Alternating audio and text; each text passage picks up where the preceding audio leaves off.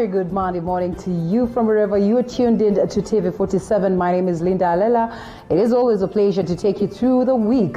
And of course, as I kickstart your days with nice moments. And when I say nice moments, I know very well that you understand what I'm talking about, because every time that you're getting information, every time that you're getting entertainment, it is always a good place to be. So that's why I'm here this Monday morning, to ensure that your day starts on a very good note. And when I say the day, of course, you also know that it's also a week now that a majority of people are now getting into business. And I am here to ensure that you are well updated. It's always a pleasure to also have your feedback. #Morning Cafe at Linda_Alela at TV47 as we roll this ball going. Welcome once again. Like I said, my name is Linda Alela, and we start off with the stories that have been prepared by my team. Technically, what is on the screen right here, and also what my team has prepared, as some churches in the country resumed their communal worship services yesterday after being shut for 4 months. Their services were conducted under strict measures, though poor attendance was the hallmark in many churches. And of course, our reporter Mongi Maina made a spot check across the city, of course, just to find out how much has been happening and how many people got to church. And this is what he compiled as a report. At the Presbyterian Church of Eastern Africa, Juja branch, no one was allowed to get into the church without following the stipulated guidelines. Worshippers had their temperatures recorded, together with other personal details in the attendance register. There are automated hand-washing points within the church, which seems to be well set in line with the Ministry of Health guidelines. Today we started with these services, and in between the services we have fumigated the church. The vestry, the instruments, and a break of 1 hour in between. Of course, we have told our members it is better to stay at home, and we are here because of those who and the burning desire to come at the sanctuary, And as you see, not many that are able to come because of the fear that is there. The church has been forced to reschedule their order of services to accommodate more 1-hour services. The number that attended the services today was very low, according to church officials. For the teens, that is those who are about 14 to 19, those have to be accompanied by their parents. But in the afternoon, between 3 and 4, we have a youth and university service. At Goshen Mission Sanctuary, Pastor Stephen Mwangi says many worshippers snubbed the service for fear of COVID-19. So the turn-up was very poor. Even you can check our list book, you can see we have only 12 members who attended, but the service was very okay. In Nairobi, Catholic faithfuls at the Holy Family Basilica sang joyfully after 4 months without physical church services.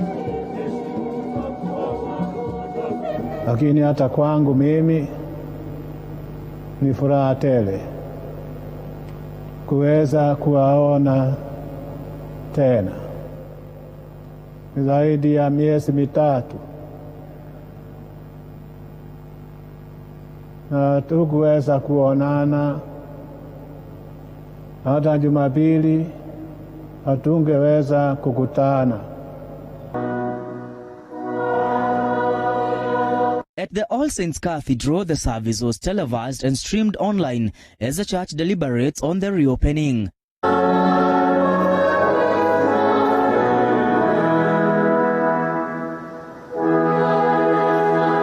In Kajiado, the Full Gospel Church in Bisil conducted its service outside to adhere to social distancing rule.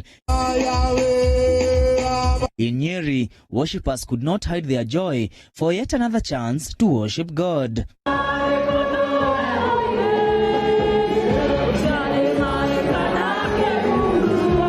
We can do away with the familiarity such that when we come back to his place of worship, we will be new creatures with the full knowledge of who he is.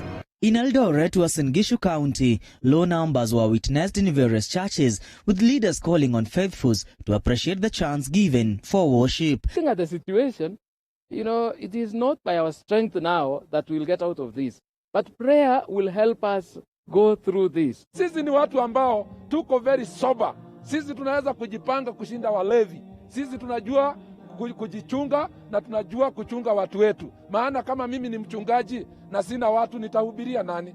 Other churches remain closed until all requirements are met before reopening. With the first Sunday of the official resumption of worship services here in the country, many churches have seemed to have adhered to the directives laid down by the Ministry of Health to help combat the spread of coronavirus. Reporting for TV47 from Juja in Kiambu County, my name is Mwangi Maina.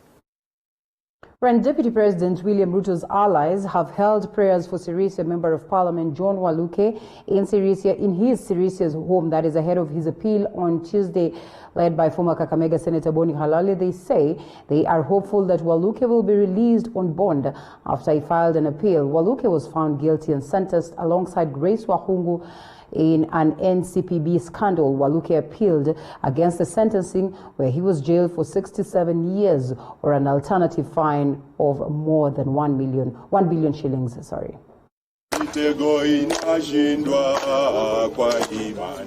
Politicians from Western Kenya allied to the Tangatanga faction of the Jubilee Party that supports Deputy President William Ruto held prayers for Sirisia MP John Waluke.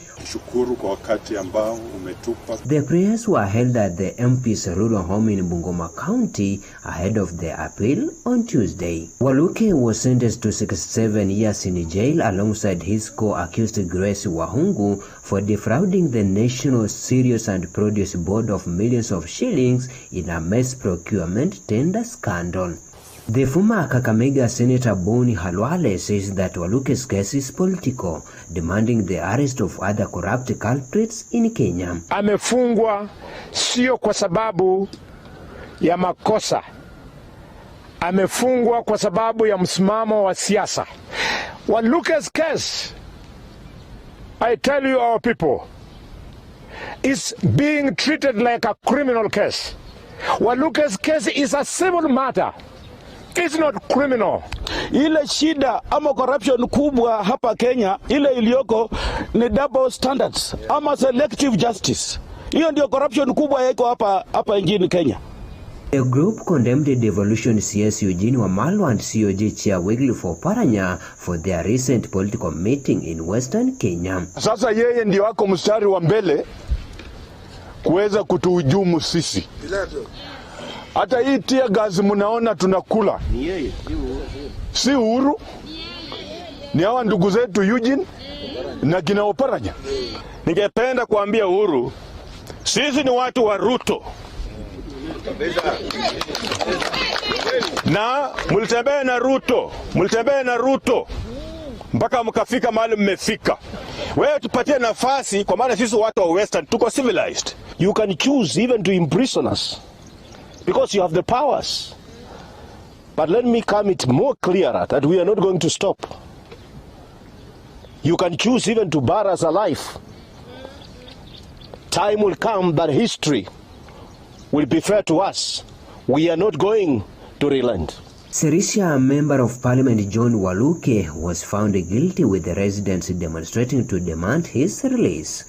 Wanji Sosin for TV47, Bungoma. Supremacy battles continue in Western Kenya, with Devolution Cabinet Secretary Eugene Wamalwa meeting teachers in Trans Nzoia yesterday. The two insisted they are the region kingpins, promising to lead a delegation of cabinet secretaries to the region to inspect development projects. Today, now Boniface Baraza reports from Trans Nzoia. Addressing hundreds of teachers and education stakeholders in Kitale School, Wamalwa argued that their Western tours is meant to revive the region's economy. Tunataka tuambie wale manabii wa uongo ambao kila siku wanasimama kwa matanga, wanasema Nzoia sijui nini, serikali haifanyi, Mumias haifanyi. Kesho we challenge you. If you are a serious leader, what your salt. If you are a stakeholder, be at Nzoia tomorrow. Put your issues on the table.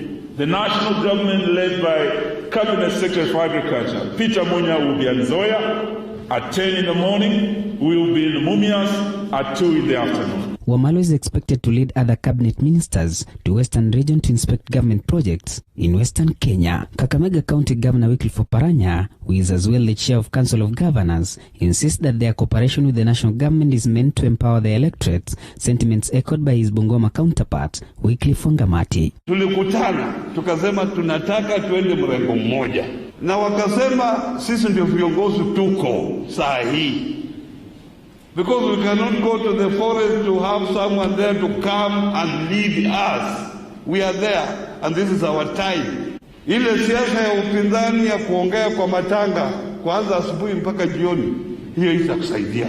Out of the 5 counties, Bungoma, Kakamega, Busia, Trans Nzoia, Vihiga, the only guy who sits at the national table, at the national cabinet, is Eugene Wamalwa. Yeye akipiga simu, rais ataisikia. The other person mwenye saizi akipigia simu rais atashika mara moja is other than the chairman of Council of Governors, Wycliffe Oparanya. That is why tulisikizana tukasema Oparanya na Eugene should be our leaders as we engage the national government. You to start development of Western region, you must start with teachers. For this, I respect you.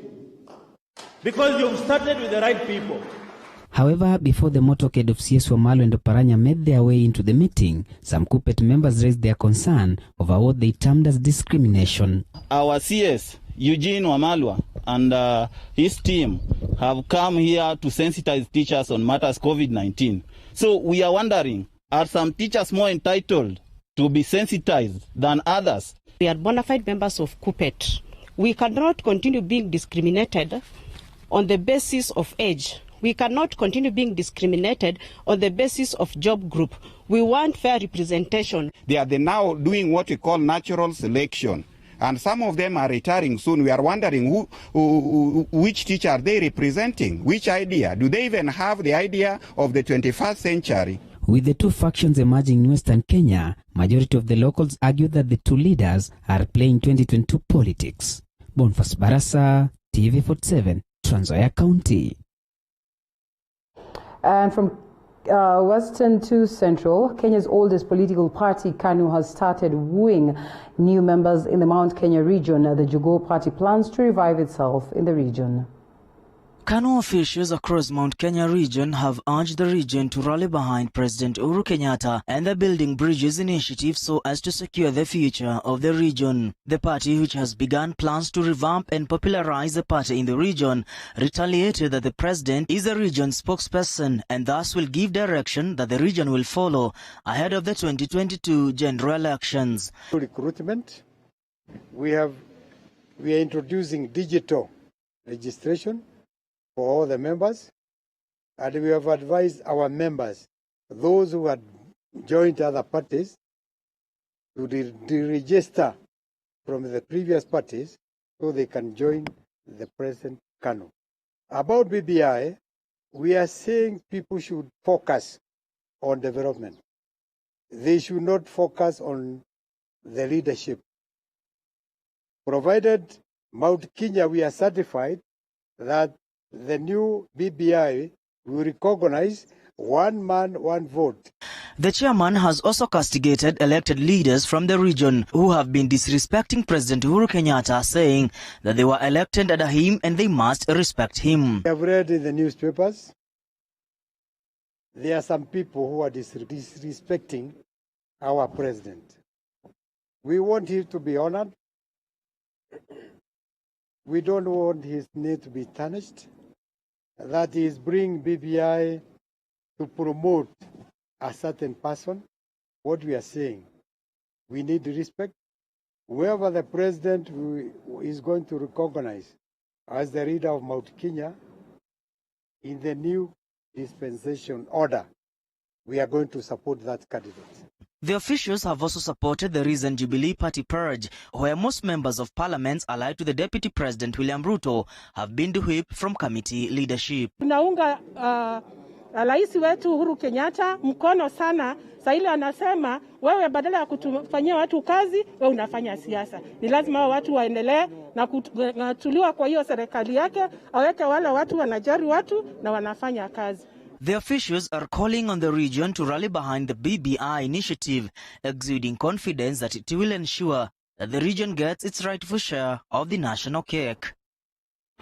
All right, that's an interesting one right there, even as they talk about KANU Fresh. When you look at this coming together of KANU and Jubilee, then there's a lot to be desired. And joining me this morning to expound some more on these stories and also on the newspaper that we have today, we'll be taking a look at the People Daily, is Dr. Eric Ragalo. Good morning, Dr. It's been a minute. Habari yako? Salama, nashukuru. Umepotea sana.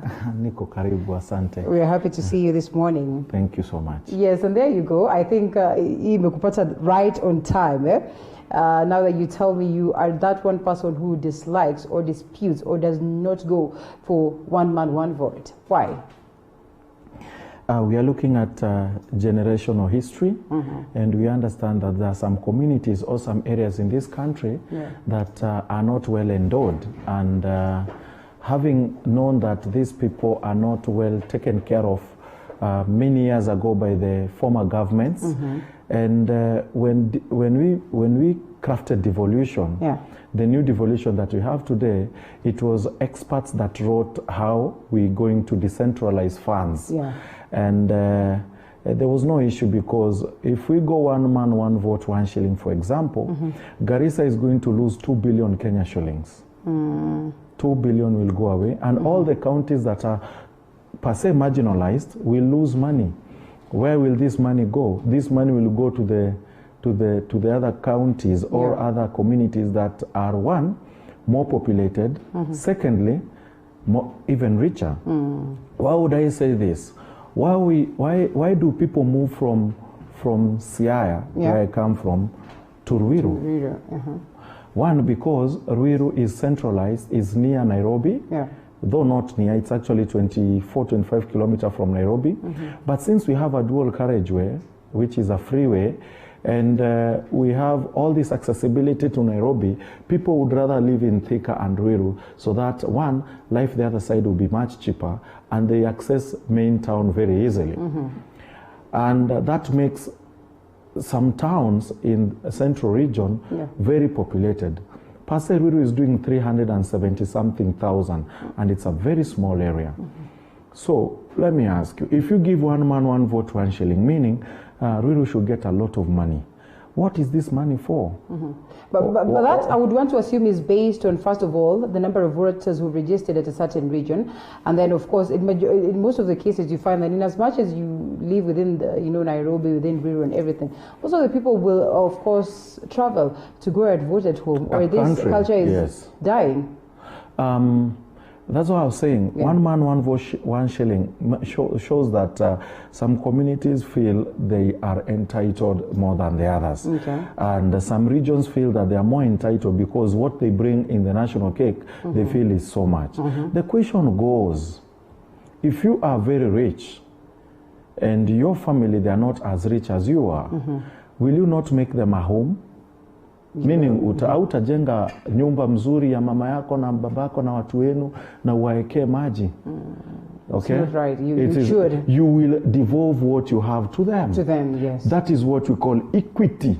One man, one vote, one shilling will remove let's equity. Bring it a little bit closer, Dr. and take a look at the sharing of revenue that has been a stalemate right now. And I think we'll also be looking at that as we introduce the newspaper right there. And one of the stories that last ditch efforts to end revenue stalemate that is ongoing right there at the level of the counties. And we still are not so sure of how best to just share these monies at the levels of the counties. And I think that is what is bringing us the problem, the question of the numbers of certain counties. If not the numbers, then the size, or maybe how large. I would go for one man, one vote, 1 kilometer. All right. I will not go for one man, one vote, 1 shilling. One man, one vote, 1 shilling ni uchoyo. You want to have everything just because, one, you're majority. Secondly, you think that you give so much to the exchequer. It is one man, one vote, 1 kilometer. Why I say that? One man, one vote, 1 kilometer. You look at some regions like Turkana. Turkana is so big as a county. And you want them to expand infrastructure-wise, schools, all these things that make a town grow. We know them. We need a railway going to Turkana, because other than carrying oil through road to Mombasa, why don't we do a railway to Mombasa from Turkana, which is actually shorter and will be much better, because one rail will carry so many bogies.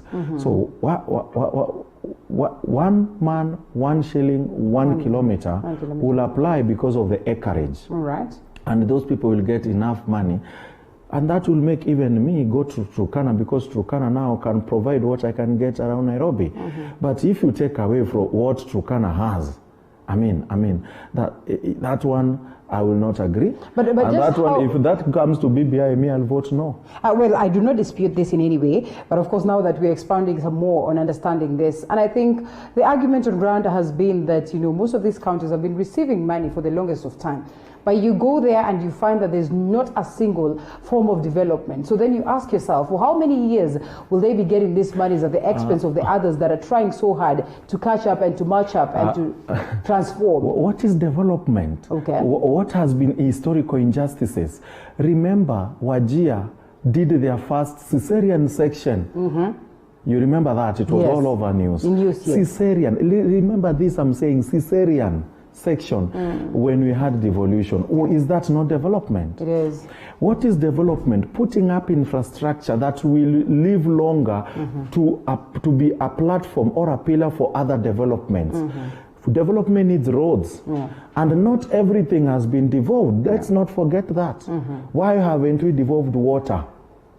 Okay. I'll ask that question because I'm seeing Bowsers now giving water to people in Nairobi. We should not be having Bowsers in Nairobi.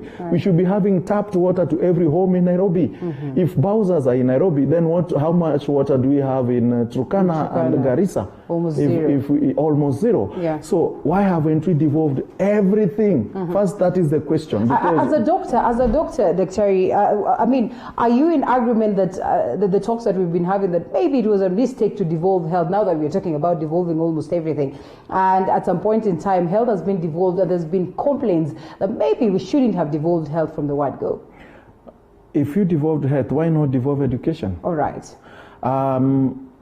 Health was wise to devolve it. I will not dispute that. So that each county has different ways of handling, because communities are in these counties. How you tackle communities socially and anthropology in areas like Masai will be different the way you do anthropology in Central Region, because of inaitwa tabia, mienendo ya watu kulingana na kabila zao in their cultures. So now the problem was devolving personnel. That has been a trouble all over. You find we have strike differently. Well, apparently strike in Nakuru, no strike in Kisumu, strike in Kisumu, no strike. So what ailing them is we need counties, personnel to be merged back to the national government. Secondly, we need health commission, health commission where all infrastructure of employment and giving people what we call stratums of work is done centrally. Because right now you'll find places like Murang'a na Kiambu watu wamepandishwa vyeo. Job groups wamepanda. Murang'a is still stagnant there. That's what I'm saying, is there. You can go and check Murang'a, and I'm quoting, Murang'a is still there. Kiambu watu wamepanda vyeo. So if you employ the same time with the person you went to school with, unakuta amekuwa job group M, wewe ungali K, I'm giving an example now, that is not the right way. M na wewe ungali K, na mulikuwa pamoja, muliajiriwa pamoja, masomo yenu ni the same, lakini mtu wa Murang'a amekushinda, mtu wa Kiambu amepanda haraka. So such things are what is bringing trouble. So you find some people are now feeling low when they are working in some region than other regions. So those are the things we are looking at. Other than that, it was wise to devolve healthcare. And it is not wise to devolve healthcare and still buy beds for the same health system Why would national government buy wooden beds for hospitals? I mean, that is a laughing matter. So they would have gone for the metallic ones for... they wouldn't have gone for any bed. Oh, yeah? That is not their function. Okay.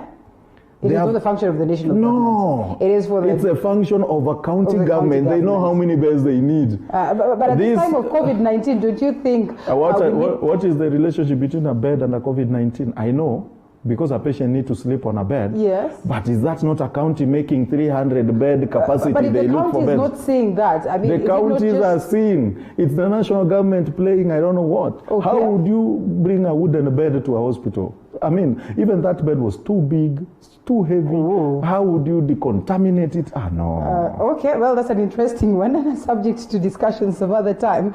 Somebody else will be looking at you and thinking, yani huyu daktari ameamua nisipate hizi pesa kuchoma na kuchoma. Well, that aside, poor turnout at churches and, of course, open doors after 4 months. I think we touched on this as a story, and we'll be delving deep into it, captured on page 6 and 7 of the People Daily. Daktari, would you wish to say something on that, or we cross over to the next story that we have? Of course, even as we take a look at the numbers, as it stands right now, this one is acting up a bit.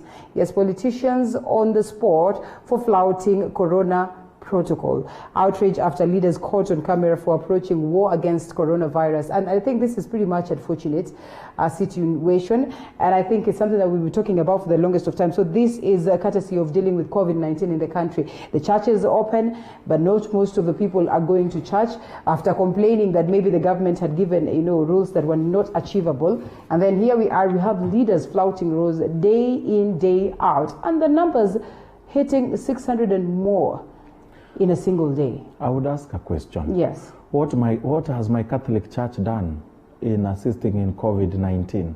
Now that makes you know already I'm a Catholic. Mm-hmm. What have they done? Yes.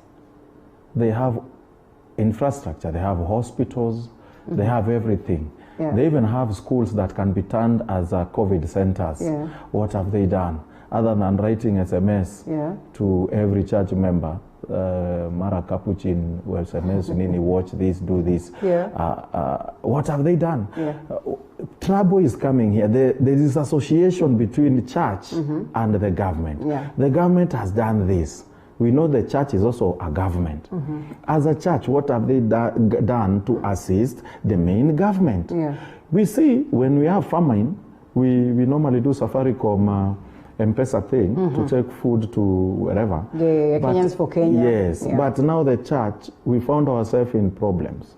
We've been giving 10% offerings and what have you to church. The wealthiest church in Kenya is the Catholic Church. Mm-hmm. Don't look at personal churches. I'm mm-hmm. saying, for example, is the Catholic Church. Yeah. They have St. Mary's, they have Nazareth hospitals. I can quote many of them. Mm-hmm. In Nyeri, they have Consolata, in wherever. So, did they give one of their hospital to become a COVID center? Mm-hmm. If they did that, I'll be very happy about my church. Wow. But right now, I'm not. What have they done? Mm-hmm. They have done, I'm wondering. Zero. Now, let me get out of the Catholic Church. Now, let's look at all the other churches. Okay. And even, what have they done? I've not seen them. But they will be here making noise, let me say that, telling us, oh, the Bible says. The Bible said to me, but it doesn't say to you as the church. Yeah. How does it apply? I was expecting the church to come out greatly. One, they have TVs. Mm-hmm. They have radio stations. Yeah. I was expecting the church to come out big, communicate about COVID and offer solutions. Okay. The Catholic the other day was talking about anti-tetanus being mixed with I don't know which Uji. Mm-hmm. Right now, are they not talking? Wow. Have they forgotten that they are the same people who are emphasizing on something, but right now they are not emphasizing on anything? Yeah. What is the relationship between church and what? And people are saying this. Not that people don't believe in God, but people are very hurt. What are they doing after all those years that we've been offering and doing everything to them? Well, that's an interesting view right there. For the very first time, we're getting a different view in regards to how much churches have come in to deal with COVID-19, even as they complained that maybe, of course, so much... For example, sorry, I would ask, have churches given masks? Not really. Give me one church that you know that have bought very many masks and have gone... Your church, my cameraman is nodding, your church has given masks? Well, all right. Well, that is one. I want to see how they have bought a lot of masks and brought to a certain hospital and told anybody that will coming through the gates, the outpatient, will be given this mask. For example, Catholic Church Kiambu buys masks, takes to Kiambu level 4 and talk to Kiambu and tell them anybody in this week that will be walking in these gates must get a mask. But there are no for free. offerings right now. Pengine watu hawatoi sadaka. I mean, churches are rich. They own Consolata, secondary school, and many other things. I mean, churches are very wealthy. Look at some JCC. How much do they make? Yes. It was all over media. They still have their coffers full, right? Yes. Okay, well, interesting. And the leadership, of course, we cannot go without mentioning that. Wameamua hao wataflout vile wanataka. How to hold meetings, they will move around, they'll be together. And latest, of course, we have a report right here and also a story that has been captured. The 2 CSs have tested positive. And, President Uhuru Kenyatta was saying CSs should focus on development. But we see them left, right, and center. Eugene Wamalwa is always holding, meetings, especially in regards to Mulembe Nation and Mulembe Unity. Yesterday he did. I mean... You can't understand from which script they read from. They think that this COVID is meant for others. And we've seen COVID inatetemesha hata whoever it is. And you hold meetings at your own peril. Be sure that your body is okay. Because if this thing comes, we'll just sing Luere to you. And you utazikwa within 72 hours. There is no doubt about it. You may want a very good burial, but you'll get a burial of a common Kenyan without pomp and color. So, however much they're doing this, because politicians are also funny, they have to make noise. They have to be heard. A politician who is not being heard is either even the one that has lost a seat will always be heard. They are paid to politic. That is where they earn everything of their livelihood. So talking is part of it, but endangering yourself to go and talk, you will leave your family alone. And all the things that you had for them, they will all go. So let's prevent ourselves from making these funny I call them funny mistakes because they are the first people who even knew about COVID before even that mwananchi huko chini asomewe gazeti na asikiziwe redio. Si asikiziwe redio. Because Joshua Tanuza wamesema namna gani. Unaona? So huyu anajua, so sijui mbona afanye hivyo, because now I'm seeing 2 CSs. If 2 CSs have COVID, how many other CSs and MPs did they meet? Yes, because this is usually, we call them clusters. We have the high, the mid, and the low. So the high cluster will always infect themselves. The low cluster will infect themselves and never know. Because yeye anapata homa anaona ni kawaida. Ule wa huko juu ataenda hospitali ambiwa ni hii. All right, well, okay. That aside, let's cross over to the Mount Kenya region. And we start off with this story that we have from Kirinyaga. And former councillors from Kirinyaga County have called on President Uhuru Kenyatta not to dissolve the county just yet. The former councillors want the looted funds to be returned before the county is dissolved. Former Councillor Michael Ndege has urged leaders not to be hasty and waste time meant for developments. Rather, they should follow the procedure so that they can identify the office responsible for misused funds in Kirinyaga County. Tusipoteze muda wa kufanya maendeleo. Kwa nini munakimbia sana mpaka kukaonekana kama kuna fitina? Ikiwa kuna watu wengine wako nyumba yanyu wanamsukuma, waambieni wanje pole pole. Watulize moli. Ndege was seconded by his colleague who said that in the case of county leadership being dissolved, Kirinyaga residents will have no one to cater for their needs. Tunafujo serikali alafu wajiko wa Kirinyaga atafanywa nini? Kwa hivyo ndio tunaomba rais. Tunaona ile kazi anatufanyia kama vile mzee mwenzangu amesema na bado tunatarajia mengi kutoka kwake. Kwa hivyo asikubali kufuja serikali yetu kabla tujue kama ile pesa amepatia Kirinyaga imepotea na imepotea na nani. Area MCAs have begun collecting signatures from residents demanding that the county leadership be dissolved after Governor Anne Waiguru was saved from an impeachment by the Senate. Tunauliza hata majina ikipelekwa rais afanye kukawia ili ile uamuzi wa Senate ufanye kazi kwanza. Tuojue haki iko wapi kwa governor na kwa MCA. Nanok Lauren, TV47. Eric, uamuzi wa Senate vindicated Governor Anne Waiguru, and you see these councillors saying that, you know, they cannot dissolve, they cannot do anything until money that has been fleeced from the taxpayers' coffers is returned. It looks like the people of Kirinyaga believe and are convinced that indeed their money has been fleeced from them. Kirinyaga story is a very complicated one to them. Yeah. Because one, they accuse Governor Waiguru of corruption and misuse of funds. Corruption in Kenya is almost impossible to pin someone down, especially in the name of a governor. Reason is, governor is never signatory to any check, any paperwork. It is usually procurement and those committees of procurement. So if they wanted to get corruption, they should have started from where it starts to where it reaches. And how does the governor get this money? If they really get money, it has to be done, then yanaletewa tu. There is nowhere you'll ever get Waiguru did anything. So if they're accusing Waiguru, they have to be very sure Waiguru did this. It's almost impossible to pin Waiguru. If they wanted to hit on corruption, they should start one, push for dissolution of the procurement committee, dissolution of the procurement office, and call EACC on these officials, not the governor, because they will never catch the governor. That one is obvious. Secondly, they are going to pick signatures from Wananchi.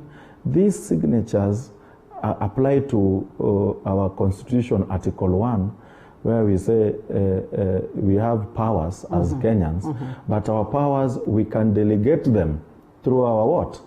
Our elected leaders.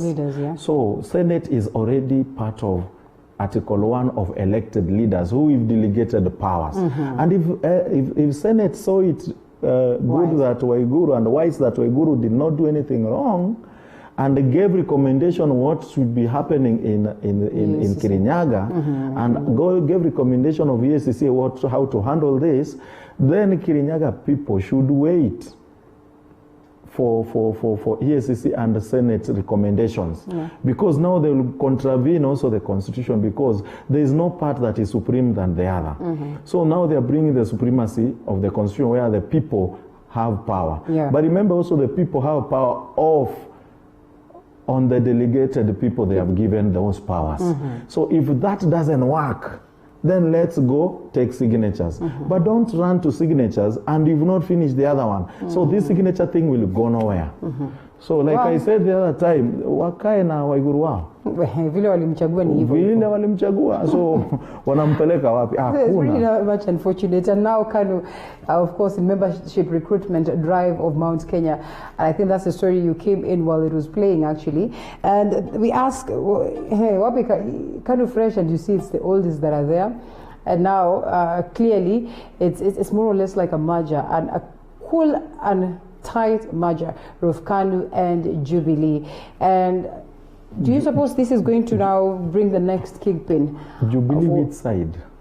Jubilee what? Jubilee Kieleweke? Jubilee Uhuru. Jubilee Uhuru. There's Jubilee Ruto. Okay. Yes. So Jubilee Kieleweke, that is Uhuru. Yes. All right. Jubilee Uhuru side and KANU merged. Because you say Jubilee Ruto is not there. Okay. Jubilee Ruto, for now we call it Jubilee Asili. Jubilee Asili, exactly. Okay. Or Jubilee Tangatanga, they're not there. So this is Jubilee Uhuru merging with KANU. We have a provision here that we have president and prime ministership. Prime minister will come from a party with majority in the house, or a party with the biggest coalition. Right. A party of, the biggest coalition. I'm seeing a coalition forming of KANU, Jubilee Uhuru, Wiper, and CCM. That is a coalition of one side. ODM are on their own.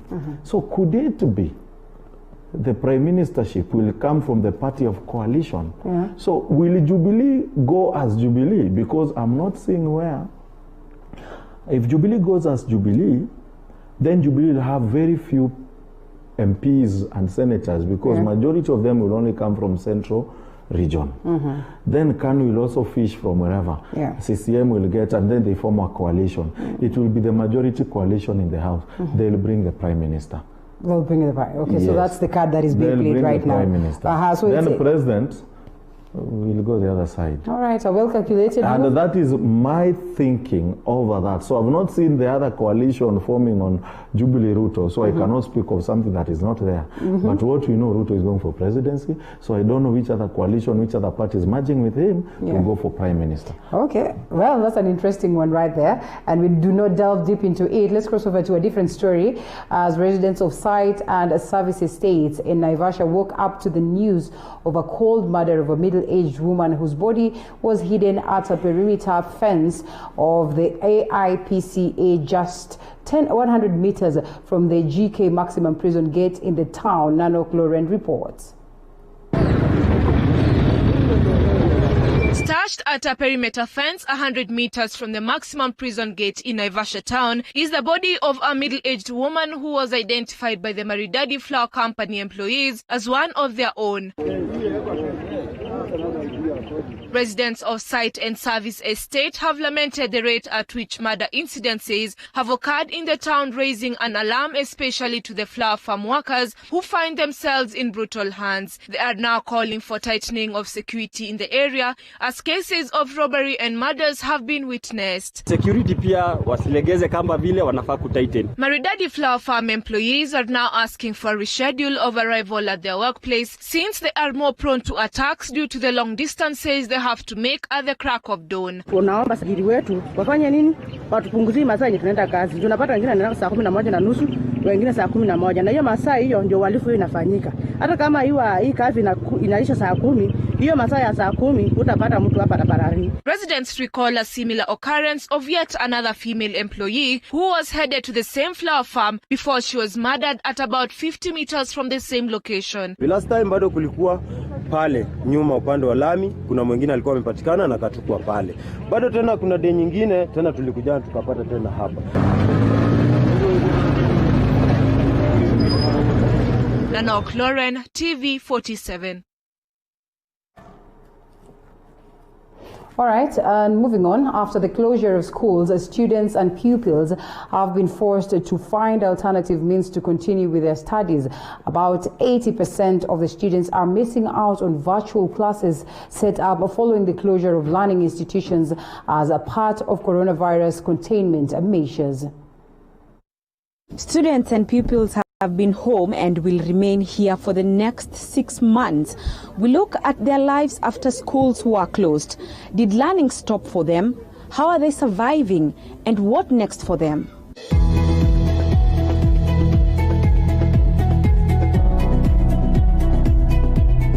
Kusoma ni tricky, inabidi uende library. Kuenda library pia maybe mama anakataa. Anakushuku since we ni msichana. Such is life for most learners in the country and has been the case since March 15th, 2020, after the Kenyan government abruptly closed schools in response to COVID-19, disrupting nearly 18 million learners across the country. In Kibra constituency, Nairobi County, we meet Helen Akinyi, a standard 8 candidate in one of the primary schools within Kibra. Helen spends the better part of her days washing clothes or cleaning the utensils or even cleaning the house.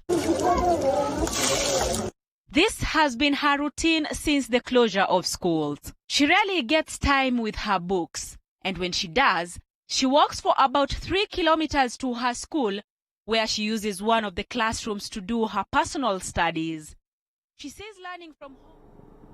All right, and in the interest of time, we'll be bringing that feature story to you later on as we proceed. But importantly, let's go back to, of course, just taking a look at what has been happening in terms of COVID-19. I think those are the key stories that have been captured right there on how much the leadership is flaunting the rules and how much, of course, of numbers we have as a country and what we're supposed to do moving forward. It is a collective responsibility.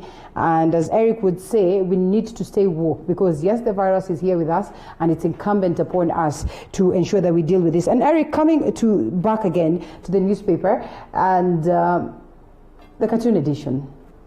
No one is above the law. If you are caught outside during the curfew hours, you will be in hot soup. That is 10 a.m. Later on, at 10 p.m., Officer Mheshimiwa, you are under arrest for disobeying the curfew orders. I mean, you know what this cartoon is speaking about. And even the sad reality that sometimes you'd find the common mwananchi. Yes, when you move around, actually, some of us step out of the office late because we provide essential services. You realize that still there are places where people are moving around, you know, as if there's nothing wrong. And now it has gone to that point where Mheshimiwa is involved.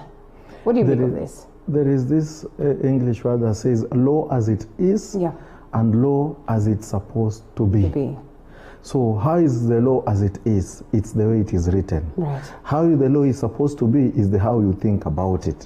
So the law as it is, it's supposed to apply to that low-leveled person who you can push and do whatever you want to do. But the law as it's supposed to be, it's only supposed to be the way you interpret it, because you make the laws and you police, MPs and the legislature, let me call them, because senators, and they make law. Then the police, I've forgotten the word, it used to be in civic education.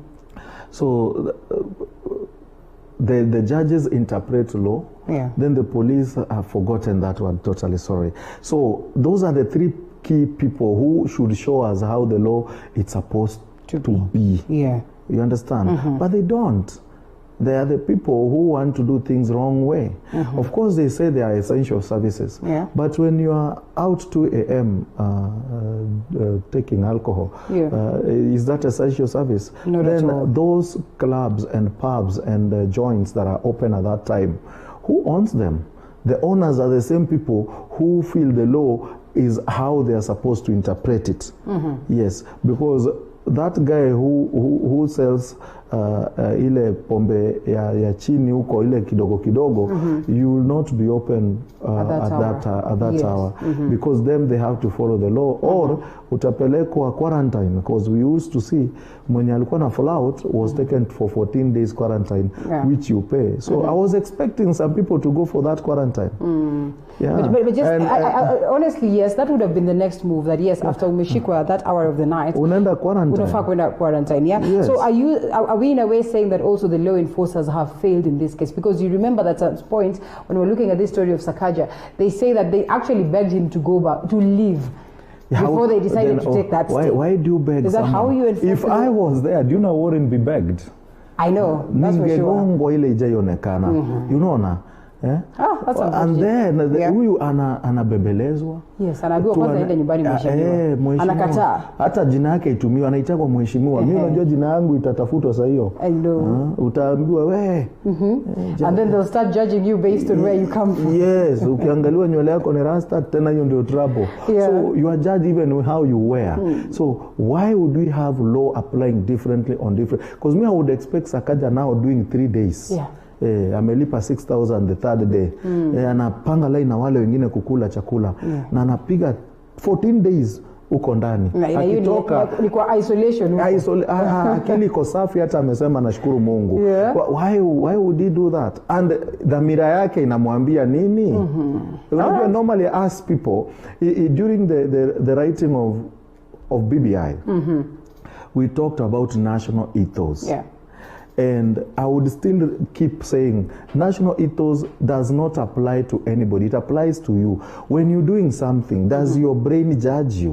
What are you doing? Is that national ethos? And the national ethos, it was a very big discussion, what we actually do wrong. Because I remember people say, sisi tunaambianga wale wa kabila zingine, hatuwezi wachagua because wanavanga vinyasa. You see that kinyasa thing, ilikuwa inaharibu kura. Wengine tunasemanga ati wao ndio wanachukuaga vitu za watu, mimi ni wezi, hatuwezi wapee kura. So kuna hiyo mentality na hiyo vitu tumeweka kwa akili ambayo hatutoangi. So national ethos, wewe ukienda kubugia kileo na unajua vizuri ni nyakati za quarantine. Na uko katika Senate. Na uko Senate. Wewe ndio unastahili kusisitiza mambo haya. Ethos yako inakwambia nini? Uko tu sawa?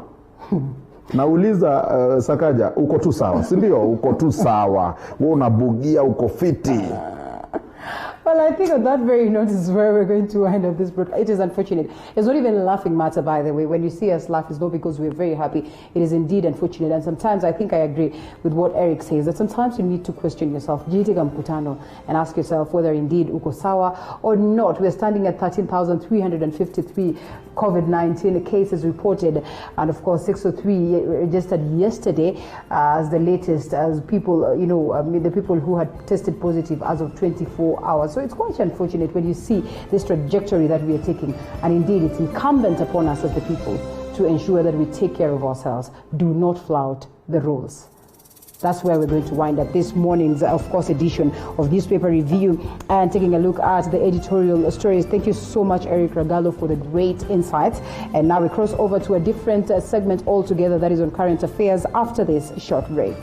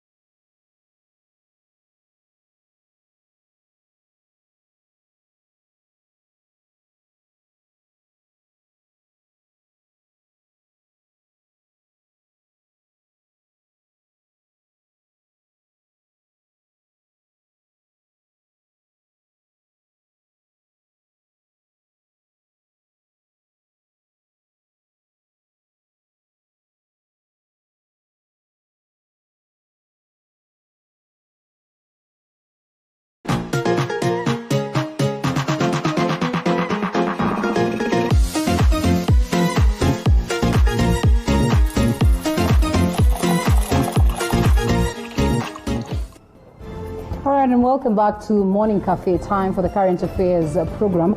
And you know, most of the times when it's Monday, we take a look at the events of the weekend in terms of politics and in terms of what has taken center stage, you know, across the country. And that's exactly what we'll be doing in the next about 1 hour and 10 minutes. And joining me this morning, analyst Ben Kinuthia and Kaberia Bayu. I always find that a tongue twister. Ben, can you say Kaberia Bayu? Kaberia Bayu. Bayu. That one. So, Karibu Sana, gentlemen, thank you so much for the great, for your time, yeah? Thank you. And we're looking forward to a great session right here as we take a look at the events of the weekend. Pretty much unfortunate that we're still talking about politics.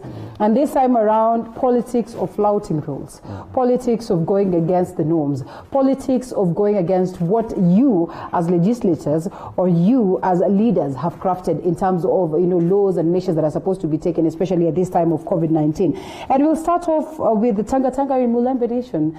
And we saw what happened. Was it on Saturday? Should have been on Saturday. The likes of Boni Khalwale, you know, traversing the Mulembe Nation, trying to sell the agenda of the Rift Valley person. Remember what they told the askari, you know, well, unaongea kama Mnadi, and we're trying to front your agenda, and you're going against your agenda. What do you make of the events of the weekend? First and foremost, a very good morning, and I'm happy to be here. I think the first thing that needs to happen is we need to commend that policeman. Yeah. Because he was not thinking as a Kalenjin, he was not thinking as a Luya, he was not thinking as a tribal kingpin. Right. He was thinking as an OCPD whose primary duty is to protect lives. And people think the protection of lives is just lives and property. Yeah. Even keeping people safe from corona is protection of life. Yeah. So we must commend that OCPD. And I remember him telling his officers to arrest these people because what he found them doing was wrong. Right. And I think our leaders have gotten to the point where, you know, like they've gone on sleep mode, they put an alarm bell, it's ringing 2022. So when it rings, they wake up. They're not interested in anything else. They're interested in the next election. They're interested in balkanizing the nation. Yeah. Because if you ask me, what are Luya leaders doing right now? Telling people that they want William Ruto for president in 2022 or they want so-and-so in president for 2022. I think leaders right now should be telling their people between now and 2022, it's possible to build a road. It's possible to connect 5 homes to electricity. It's possible to create employment for 15, 20 young people in every ward. And I think this is the conversation. I wish that meeting was being disrupted because they had met to discuss on how they are going to create just 10 jobs for young people. Right.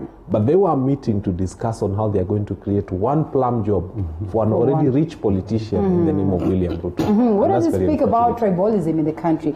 And it needs, and you know, honestly, politics of ethnicity and this being fronted by other people, by leaders actually for that matter, where we're talking about it's good to pride in your tribe, it's good to pride in your ethnic background, but what we're trying to sell right now is totally animosity, as one would want to argue.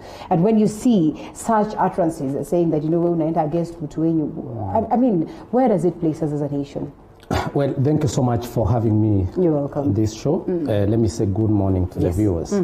So, as he has put it clearly that there's a lot of divisive politics which are aligned towards personal interest as opposed to the public interest. Yeah.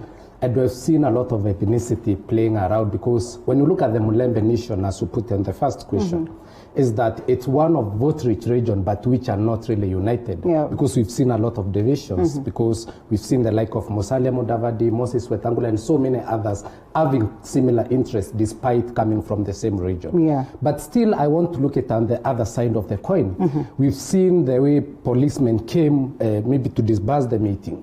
But also looking, there is something I would call the selective justice. Because at the same time, Eugene Wamalwa and the likes were still having their own meeting, which were uninterrupted with even bigger masses. But now, on contrary, when we see other people having some similar meetings, we are having some disruptions. I'm not trying to justify the need for having the meeting, but if it's a regulation, let it be regulation regardless of who is the person doing that. And with that, we'll be able now at least to have a very united nation, which is focusing on saving lives. So law enforcers in this case, are they going against what they're supposed to do? And when you look at that, do you then say that there is some level of political witch hunt? Let's overlook selective justice for a moment. Is there a political witch hunt on how this is being dealt with? I don't think I would call it political witch hunt. You see, right now, people forget one thing, that government needs to move on. For example, the Ministry of Agriculture still has got policies to formulate. Yeah. They still have to do public participation in the formulation of those policies. So wherever a cabinet minister is involved in a public meeting, it's assumed. It's hard to tell what exactly. That this person is running a government affair. Right. And this person is doing something that is essential that must be done. For example, there was the removal of traders in Gikomba. Yeah. This is something that requires consultation with them. If the minister in charge would have a meeting with this kind of people, it would be considered to be government moving forward. Right.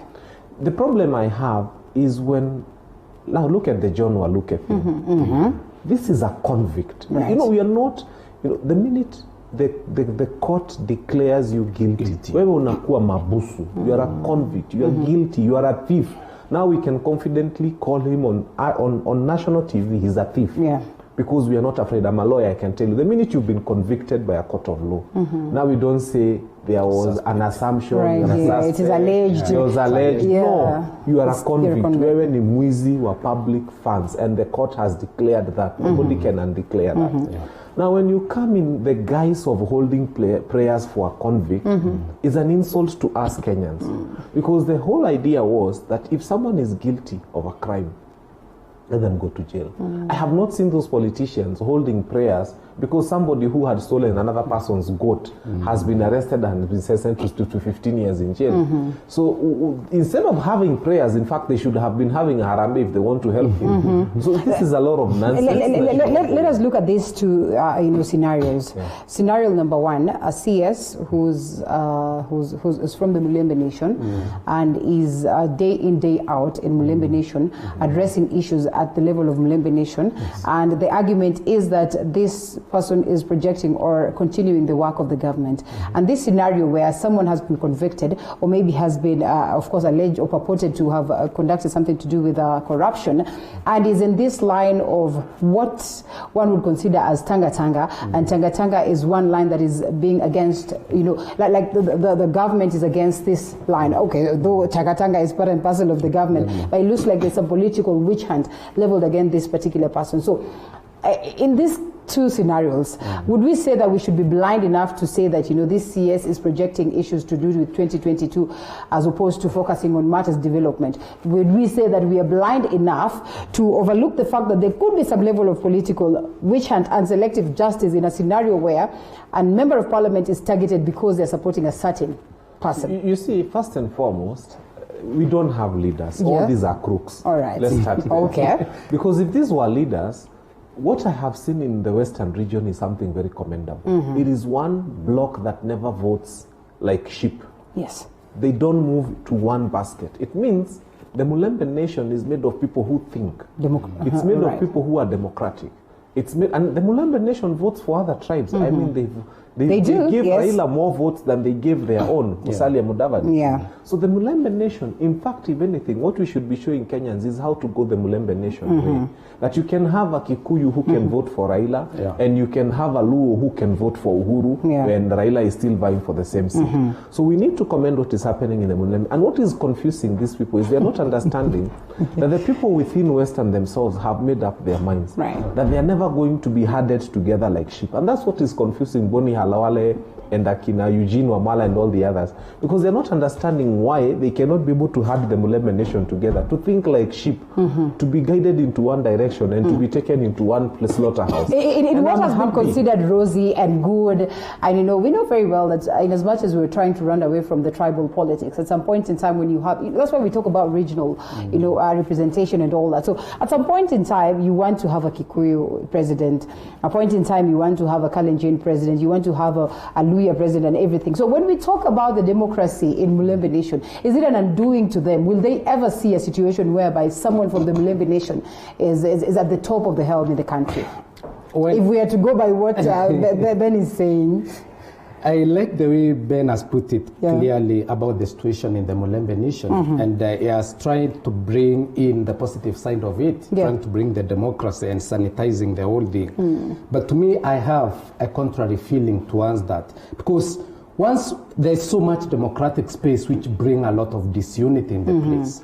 Looking at the past general election whereby and trying to front, actually they had 6 presidential candidates who were aspiring to be the president. And that brought a lot of divisive politics because they could not stand and say, this is our kingpin. Looking at other places, as much as there's the democratic space for you to think liberally, at least there's that leader who is the chef and at least is able to show you the direction and negotiate on your behalf. And that's the Kenyan politics. As much as trying to bring the integrity and the sanity side of it, there is that aspect you cannot run away from. The Kenyan politics, the way it has been set from independence, is that the voting has been done along the tribal lines, and even the coalitions and the political parties, they are all built towards ethnic direction.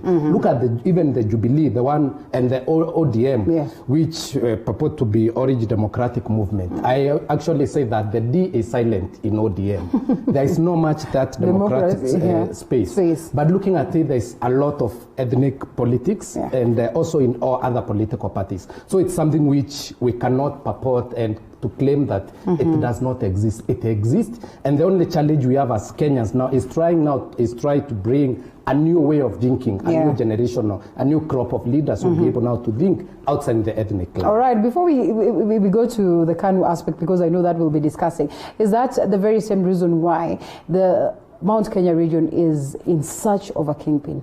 Is scared right now that they do not have one person who's going to, take the space of President Uhuru Kenyatta as it stands?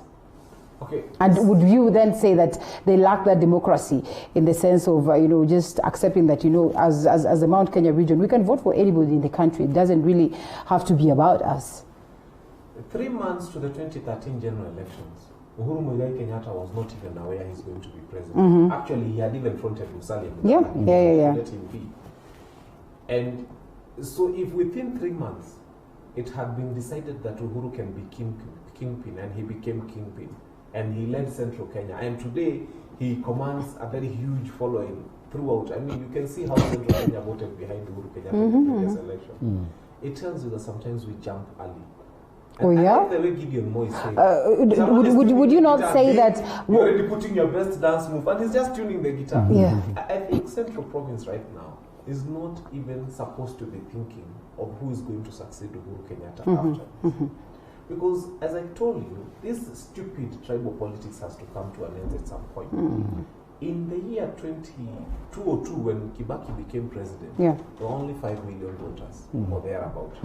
He left with 3.6 million, and then the others followed.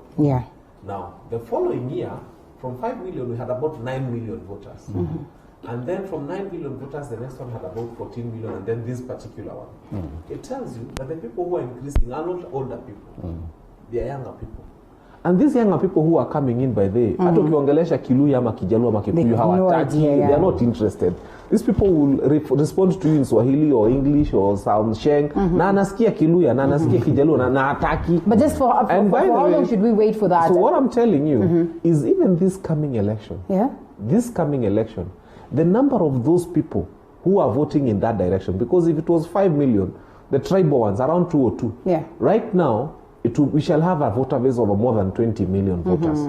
But just if we shall have 20 million voters, more than 10 million would be this generation that does not care whether they are Luya or Masai or Kisii or Kikuyu. Interesting. And those guys will be looking. You saw that time when Peter Kenneth was vying and guys were saying, an Obama moment, an Obama moment. And people are starting to look at what is being sold as opposed to what tribe they are coming from. I'm telling you, in 2022, it will be the beginning of an election where young people, about 10 million people, are more than those tribal thinking goons and will tilt. But they don't be surprised if they do like Rajalomanana, where they just vote a DJ or a music. You'll be surprised. You'll see one of these hip hop artists in Nairobi becoming president, and you'll be surprised with your ethnic balkanization. And I'm not trying to say that they're not in the best of capacity to hold such a huge office or in the national office. But then what will that mean? And I think we'll be coming that as we take a look at the youthful leadership. But just on that very note, You'll vote SpongeBob. Do you know what that means? Now, looking at what Ben says, it's very important that we look at how much, of course, the youth are interested in politics. Because, in as much as they hold a majority, or they are the largest number, again, the registered voters for that matter, you realize that a majority of them are so much not interested in matters politics. If they are, then this is based on what their parents are saying, based on the interest of their parents. And I think that's what was, said last time we had a vote in terms of, the statistics that came on board, that youths are there, they hold the largest number of registered voters, but they will only vote based on what their parents will say. So if my mom says it is Uhuru, they will go Uhuru way. If my mom says it's Raila, it will go Raila way. So what will it take for us to twist that and get our youths from that point where they have to have decisions made by their parents and focus on getting the interest of politics and making that vote themselves? Okay, thank you so much for that. But first, allow me to comment on the Mount Kenya thing. Yes. Because I come from the region. We have time to discuss the Mount Kenya. There's a point where we're discussing Kanu, so just hold your thoughts for that. And then I'll allow you to wait in again. Yes. Okay, fine. Let me now come back to the issue of the youth. And it's true that the youthful population is so big in Kenya, and this is a population which is so much enlightened and informed, and so much does to bring change. But now the problems comes when we have the ambitions, the aspiration, the need, but really we don't have that unit of purpose. When I say unit of purpose, it means that you are looking at the issue beyond the person driving the issue. For example, as a young person, I should be so much liberal-minded to think that if now, let's say, Raila Odinga or Uhuru Kenyatta or whoever is carrying a negative agenda, I should not support it simply because that's the person who belongs to my tribe or who maybe I support the political party. This is what is missing in the youth. One reason is because of the vulnerability of the young people. It's a population which is not so much empowered in terms of finance, joblessness, and all that. So making them vulnerable for things like handout. And we have seen the voter bribery mostly is with the young people. These are the people who are used as the keyboard warriors to insert in Facebook and do all that. And it's the high time we just take charge as the young people, because if we really rely on this, the own crops we're talking about, they'll be able now to use us to bring in the agenda, and we'll have the same vicious cycle going on and forth. So it's upon us, the young people, to be able to be angry enough. I don't know whether we are really angry enough seeing that we are suffering. The unemployment rate is so high. The mental illness, there's a lot of suicide cases coming from the young people because of frustrations. People are graduating every day, but there are no jobs. People are starting their businesses which are collapsing and all that. So once we are angry enough, where you see we are the ones suffering and being misused, we won't even require legislation and policies for us to bring the change. We'll just be driven intrinsically for us to bring that change, and that's the time Kenya will have a new look of leadership. Well, interesting. In 30 seconds, in 30 seconds. In addition to this is what you're not understanding. We are already there. Yes. It's not we are not getting, we are already there. How did Sonko become governor? And I think that was my name. I met guys saying, Governor ni Sonkore. And those guys were like, they can identify with him, they resonate with him, they see he looks like them. Amevaa shati na tai, and then uku jeans na ikona machine, they could identify with him. How did Jaguar become MP? I remember the things that were happening in Nairobi. Jaguar became MP because the young people, I mean, minor commander spent a lot of money, a lot more money than you'd have thought. But young people still said ni Jaguar. You see, that's exactly what I wanted to tell you. What I'm saying, in 2022, there are people who I unfortunately think should not be advising the DP. These people are telling him, tutafute kura za Wajaluo, kura za Waluya, and these are the Halwales of this world shaking one leg like this. And those Waluya, if you go to Western, they are looking at some funny guy. He's probably a DJ or a thespian. Whether Cleophas Malala is my friend. He was a thespian. He was running New Era Thespians. And they decided we are voting for a thespian to become an MCA. And the same thespian is now Senator for Kakamega. He's only 34.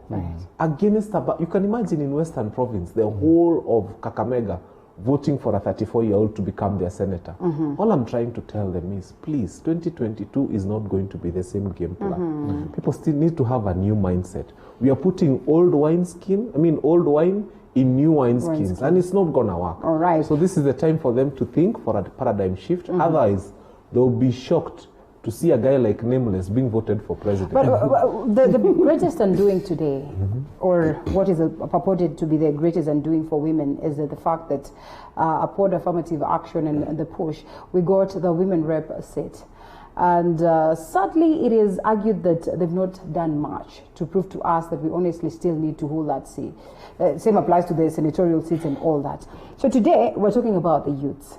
And let's loop in this issue of Sakaja and what played out over the weekend and the numerous youths that we've elected in. I'll tell you also, my old MCA was elected, on such basis, on such grounds. He was working on a car wash, and everyone was like, car wash, because he was young and the youths could resonate with him. But today, you go there and the tone that they speak of the very same person that they were holding so dear is totally different. So when you look at how much has been done and how much, of course, we've had the youth on board, do you suppose they've done well in terms of proving to us that maybe, yes, we need that shift and in totality get youthful leaders on board?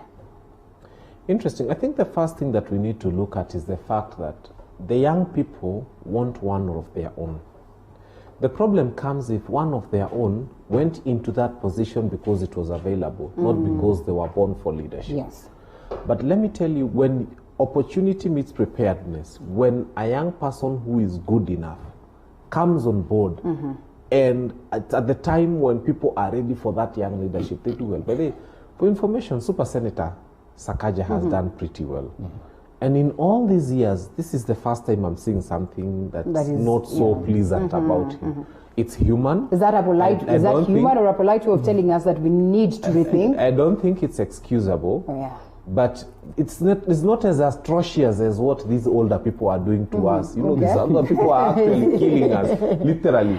So I think this was a very personal thing. Yeah. It was a misconduct, if it did happen, and if it is true indeed, it was a misconduct. And I think if I were him, I would have come out differently. Are you still asking if I was whether Sakaja as a young person? Sakaja says no, yes? If I was Sakaja as a young person, I would have come and said, hey, Nairobians, hapo kuna kitu ilienda vibaya na naomba msamaha. Let me tell you, there's nothing that overpowers people like when you come and say, I think I have made a mistake and I am sorry and it's not going to happen again. That's what Michuki did. Michuki was a very ferocious guy. Then when they showed his torn socks, he said, now today I have new ones. And thank you very much to the media for laughed about it. People thought that Michuki will come guns blazing. He said, oh, it was torn. I'm very sorry. I promise I'll never wear torn socks again. Then Akina Nyambane brought him socks and gave him. He didn't fight it. He said, I'm very sorry, I made a mistake. Now I have new ones. And he showed the new ones. And that story died. That's what Sakaja should have done. He should have said, I think as a young person I made a mistake. That was a miscalculated thing. I am sorry to the people who've been looking up to me. And it will not happen again. That story dies. There's nothing you can do about someone who's apologized. And you know what Super Senator did is that he decided to say that no, I wasn't arrested and going against that. Probably that's the reason why Ben today says, if at all, it happened. Even after we watched the video, even after, even before I watched the video, I was like, even Sakaja, anasema nini, only to find whatever it is that happened. So when you look at such a scenario, I mean, Nairobi leadership first. Is it in test? Well, I think when we want to touch the issue of Nairobi leadership, Nairobi is a very cosmopolitan city which brings in every person, every community, like every type of people. So it's not a place you can say this is purely for this certain of people, certain group of people. But now looking at the new changes in Nairobi, I've been walking through the CBD in the past couple of days and I've seen a lot of changes. And I'm sure everyone has noticed there are cabros on the ways, at least there's new fencing and all the cleaning because of the change, the Nairobi management system.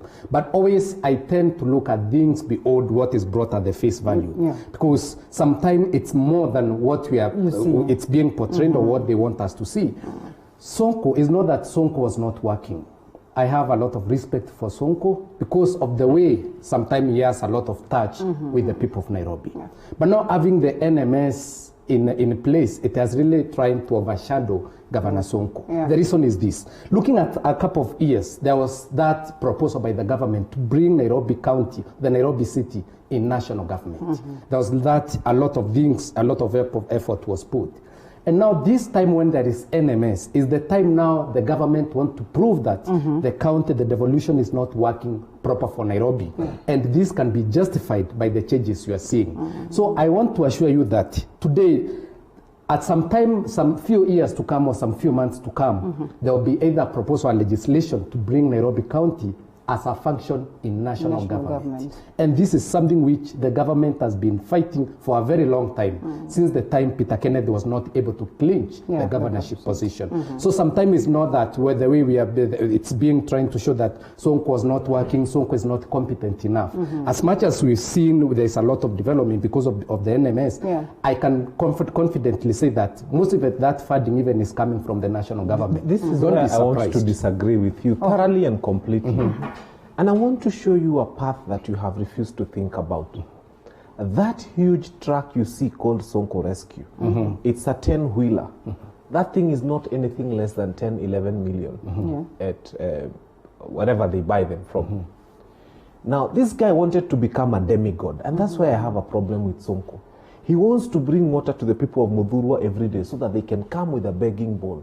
A borehole costs 3 million to sink, complete with a tank. Without, you can so easily... if he really wanted, he would have sunk a borehole, put up a tank, and put pipes and served people with water. Lifetime but because solution. he wanted to become a demigod, he'll buy a lorry worth 3 times the cost of a borehole, so that every Monday, Tuesday, and Thursday, he's delivering water to people, and they are worshipping him. They don't want underground pipes because you can't go branding underground pipes. Sonko for Sonko. So they want to come and give you water so that you can always depend on them. I thank God for NMS. The general is not even putting his photos all over. The general doesn't even pay people on social media. We always see sponsored Sonko team. He's not sponsoring anything. He's sunk 93 boreholes in 100 days. It has never happened. Because he knew the people don't need a lorry branded Sonko bringing them water every day. The people just need to open the tap and the water comes. So let me tell you, Sonko has failed. He's thoroughly failed. And the reason he has failed is this. When you hear people say that level of education is important in life, it matters a lot. And I'll break it down very simply. My son is in class 7. Very soon he's going to be in class 8. Kwa hesabu yao, hawajakubalishwa wafanye any maths that goes beyond 5 million shillings. Because that's the comprehension of a class 8. So wakifanya hesabu, not more than 5 million shillings. Now, Sonko's education is in dispute. Even his classmates in high school are not known. So if you have never sat in a class where you did any maths that went up to 10 million shillings, so that you can understand that it's possible to have 6 zeros following number 1, that makes it 10 million. It's actually 7 zeros. Now this guy comes, he's made governor for Nairobi. And he sees 11 zeros following a number. How will he understand how 11 zeros are supposed to follow a number? And he's never seen them in a class. You know, that's why, by the time you're doing Form 4, at least you understand what a billion is. By the time you're doing university, your mind is able to understand how you can come up with 20-25 billion. You have MCA sitting at county level. Mtu amefika standard 4. This guy is standard 4. He has never seen a million in writing. Is it not what Wanaenda could discuss billions, and they are the ones who are paying doctors. Yeah. So this kind of nonsense is not acceptable. Sonko needs to go home yesterday. In fact, I regret the fact that the president had to save him from impeachment. He should be impeached, and then that case should be followed, and if he's found guilty, he should go to jail with Waluke and all the others. We don't need such leaders in Kenya. So should we have Sakaja around or Apeleke quarantine? I had someone in the morning. Sakaja also needs to pay for his sins. Yes. He needs to pay for his sins. For what he did. If the punishment for what he did is quarantine, he needs to pay for that. Yeah. All right, well, let's drop on Sakaja, this issue on Sakaja, because, I mean, again, you spoke about bowls and everything, and someone in the morning here was like, you know, if this is Nairobi and we're still struggling with salty water and everything, then you wonder what is left of the rest of the other parts of the country, like Turkana and the likes and everything, which is unfortunate, subject to discussion some other time. I would have wanted us to discuss this faithful who've decided to keep off church fast, but let's cross over to Kazim Mtaani. Now that we are talking about development for the people and everything. Is Kazim Mtaani a shame? Well, or it's too early to judge it? Well, I would say that Kazim Mtaani is not a shame, because looking at the timing of the Kazim Mtaani, we've seen sometime during this time of COVID, the government has really done some effort beyond the normal, at least to try to bring in the cash flow and just like a caution for people, because most of the people have been left joblessness. And it's true, you can confirm, even for especially the hospitality sector and so many other sectors have been affected. And as a way of cautioning that, government has been coming up with ways. And even before Kazim Mtaani came, there was some effort for the government to be able at least to be able to look at the vulnerable people in the community, whereby they were given 1,000 or so through the M-Pesa. It's not just that the government really is doing that as out of the normal. It's just something to caution people from the poverty and all that because the reason why I'm asking whether it's a shame is because, yes, it could be serving the purpose, but it's not serving the purpose on the right people who need this. And that's the reason why I said this, because we have heard stories like from the time the first phase of Kazi Mtaani was rolled out. And the complaints on ground is that the youths are saying that, you know what, this is, chiefs are literally shipping people from other regions, from other areas, bringing them to different regions, and you know, to benefit from these processes. So then you realize the people that this is meant to benefit do not literally benefit. Now that you mentioned something to do with cautioning the vulnerable and everything, there's still a problem today because the vulnerable are complaining they've not been able to get anything from the government. Instead, different people are getting this, as we look in Ben. Yeah, This is very simple. A quick one, Ben, just a quick one, please, so that I can be able to bring in that. Yeah. I think the intention of the government was very clean to be able to caution people. But now there is the system which they have put, they have tried to bring the service very at the little base of the common one. Yes. That is using the local administration of the chief. But we've seen some situation whereby chiefs are taking advantage of the situation. And this is not the first time. We had the time of Huduma Namba registering the cashiers and all that which happened. The chiefs, there was claims that chiefs were able to bring in the people in their community, the people of their families and all that. Yeah. The same thing came again when the people are being written to be given their 1,000. In fact, in some places we had even people banning the chiefs' the motorcycles and all that. Right. So this is not an exception or an isolated case. It does not mean that because this is happening that this is purely a sham.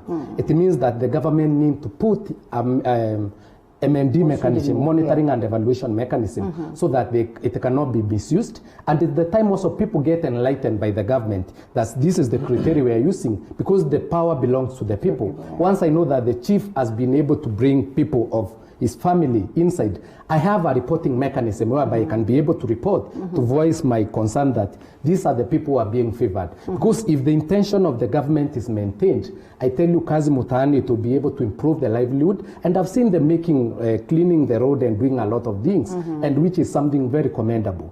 And time when we were in school, in primary school, there's something we're calling duty services. When the schools are closed, we'd go TED, the compound at least dust the areas and all that. Because now the schools have been closed for 3 months. And some of the classrooms are not even the bricks classrooms. Right. You can imagine a timber classroom and there's all the termites and all that. Kazi Mtaani will come at least and bring a lot of cleaning in that place, which will bring about the value to the schools and all the community. And let's not focus much on hitting the chiefs. I had an MCA here the other day, and he was complaining that, you know, well, the national government asked for the list, and the youths would need this, and they collected the names and they presented it to the government. Up until today, there's a lot of confusion. They do not know. So this is the leadership speaking of how much they have no idea of what is ongoing. What happens to the common mwananchi? The youths who keep coming to their offices and asking, kwani mheshimiwa fomu ni gani, kuliendaje na ulichukua majina tuliandika and all that. First and foremost, I'm thoroughly ashamed. I am thoroughly ashamed that 60 years after independence, we have leaders who can think the way our leaders are thinking. That you wake up one day and come up with a program called Kazi Mtaani. You should even be ashamed before you even put it on national TV. They should be thoroughly ashamed. This is the reason. Number one, it is a program dependent on the failure of a county government to clean where it's supposed to clean. So first we give money to county governments to clean up our places. They don't clean up the places. So the places become dirty.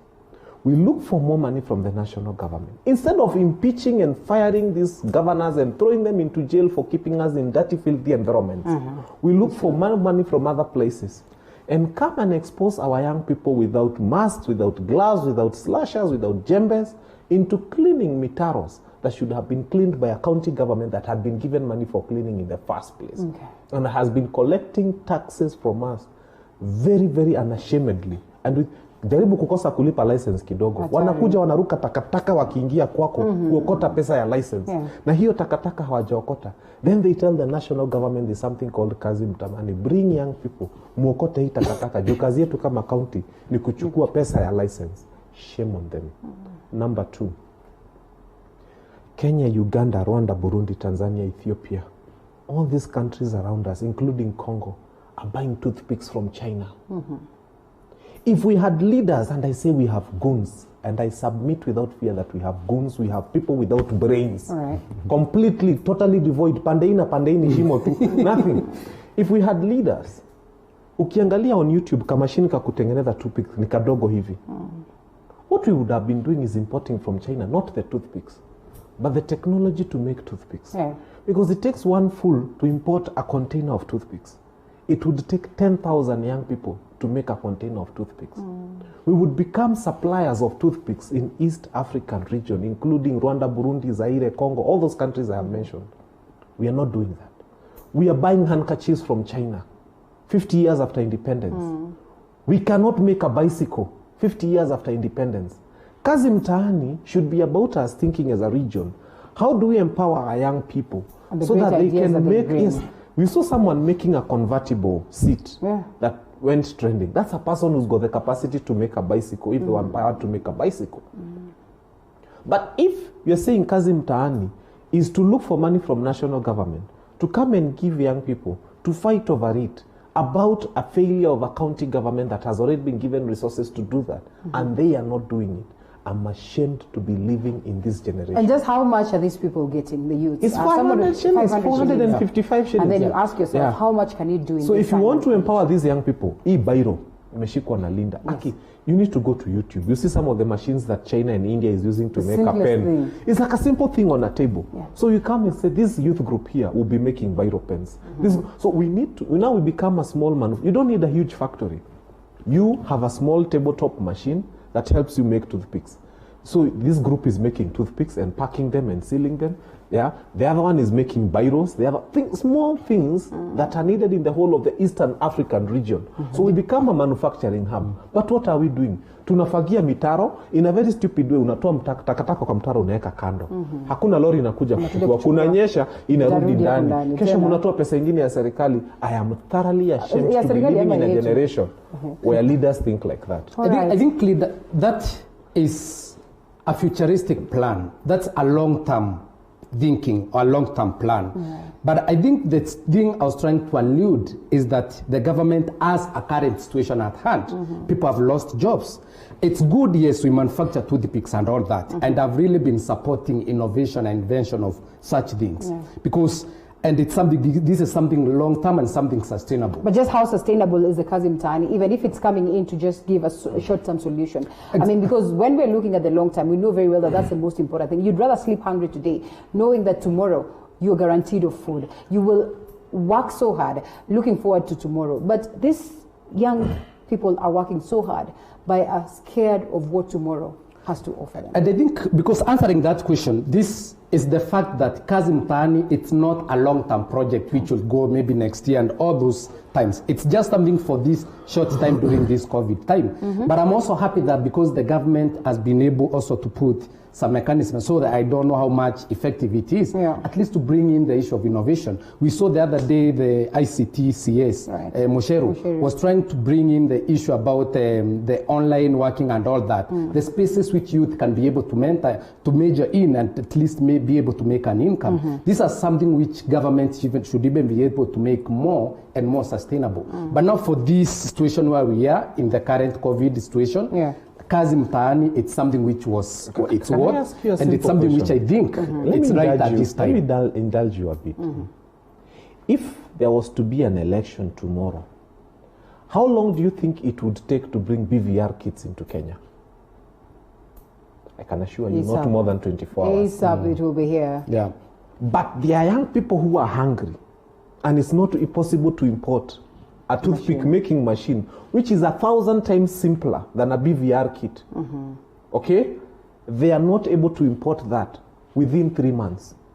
But they are able to import. I'm telling you, if there was a referendum next week and we needed to import printed bulk paper, full color with Ruto, Raila, whatever, trust you me, within 48 hours, everything will have been done, including procurement and shipping it to JKI. And the main reason... But when we talk of young people, that we want to bring like a small machine that can sew a shoe Kijana akuwe tu na kafactory kake kakutengeneza viatu. It becomes a problem. They say it's a short term, sijui long term. Hakuna kelele kama hiyo.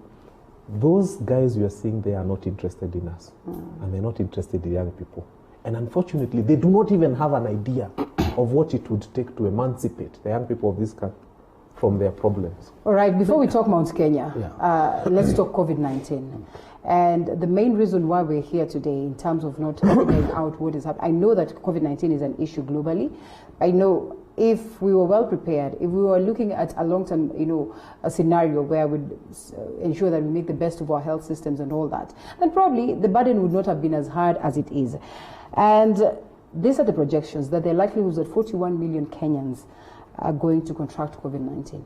Well, much as maybe one would argue that those are just ways of instilling fear, there are the projections that are there at hand. And clearly, we do not have the capacity to deal with this because, well, every other time, the leadership then thought of short-term solutions as opposed to long-term solutions. Well, I think one of the things which I've liked about the preparedness for the government is the way they have been able to at least be able to support the county government to be able to handle those cases at the county level. Yeah. Because initially, when at the onset of these things, we had Bagadi Hospital, which was, I think, the only one which was reserved for that. That time, we did not have many cases. But looking at even the counties and the level 5 and the other types of hospitals, I think this time they have really tried. I'm not saying that they are really perfect in this, but they have really tried in terms of increasing the number of ICU beds and also trying to bring in other mechanisms and policies which is really going to support the people. And I saw the other day the COVID team is doing some county tour. This is to check the preparedness of the counties, and there have been analysis on which county is more prepared, which has more bed capacity. And when this information was brought to the public domain, there was a lot of criticism and pressure to the governors. Why is it that we have 10 ICU beds when other counties like Murang'a have almost 300 beds? So I think the government has really tried at the county government, but also this is the time to look at the sustainable and long-term things. Not about the daily briefings on today we have 600 confirmed cases, 12 fatalities and all that. That's not enough because sometimes we have a government driving more fear than the solutions because we are being told that if you don't do this, this is happening. So it's more consequential in case you get it. So the government is the high time. They are able also to incorporate the things of like community policing, the private sector, because this is not a war for the government only. Each and every person has responsibility as an individual at the family level, at the community level. So that if somebody is not having, let's say, a face mask or even sanitizing and all that, the public institutions, if we have churches which are having more than the capacity, government may not be at a position to attend each and every church. But if the community is given a structure to be able to monitor and report that and even enforce that, I tell you, we'll have a situation whereby the situation is so much in control, and that's how we'll be able now to be able at least to manage the extent of the COVID-19. Look at our population and the numbers that are being projected, that 41 million Kenyans are likely to get COVID-19. It's almost like the entire country will. Your Excellency, the President, you have a problem. And you have a huge problem because the people advising you on how to manage COVID-19 are the people who have hospital beds on the high seas coming. So they tell you that for a county to be prepared to deal with COVID-19, what they need is beds. And you need 300 beds minimum per county. And the guy telling him that probably has got so many beds on the high seas coming this way. I can tell you for free, Your Excellency, the President. So they're trying to find business. What we need in terms of dealing with COVID-19 is not that Kenyans become sick, that they may lie on those beds that are coming, that they may lie on those beds that counties are preparing, that they may lie on those beds that 5 billion has been allocated for. That's not what we need. What we need is a government that promised something small, a face mask. They said they are going to distribute face masks. Hawajapea even one children's home. I want to be corrected if I'm one children's home. If indeed the face mask is going to protect us from COVID-19, why do you want to buy a bed for 180,000 as opposed to coming and giving those vulnerable Kenyans face masks? They freed ethanol that had been brought in the tons, that had been held in ports because it was illegal. They said on national TV that we are going to free this ethanol so that it goes into the market, so that people can be able to get sanitizers. And because the government believed the sanitizers have got the capacity to protect us from COVID-19, which I believe they do. Because tangu tuanze kusanitize na kuosha mikono, hospitals are complaining, hawana wateja, watu wapati diarrhea, wapati typhoid, wapati sijui nini. People are not going to hospital, hata homa kwetu watupati. So it tells you that the Ministry of Health needs to change their thinking. From a Ministry of Health that reacts to the fact that we have COVID-19 in the country, to a Ministry of Health that says, wait a minute, what if we start a community health program where we ensure mtu hana takatake kwake nje, mtu hana uchafu, mtu ananawa, mtu akona maji. If we do that, 70% of the people who are in hospitals will not be going to hospitals.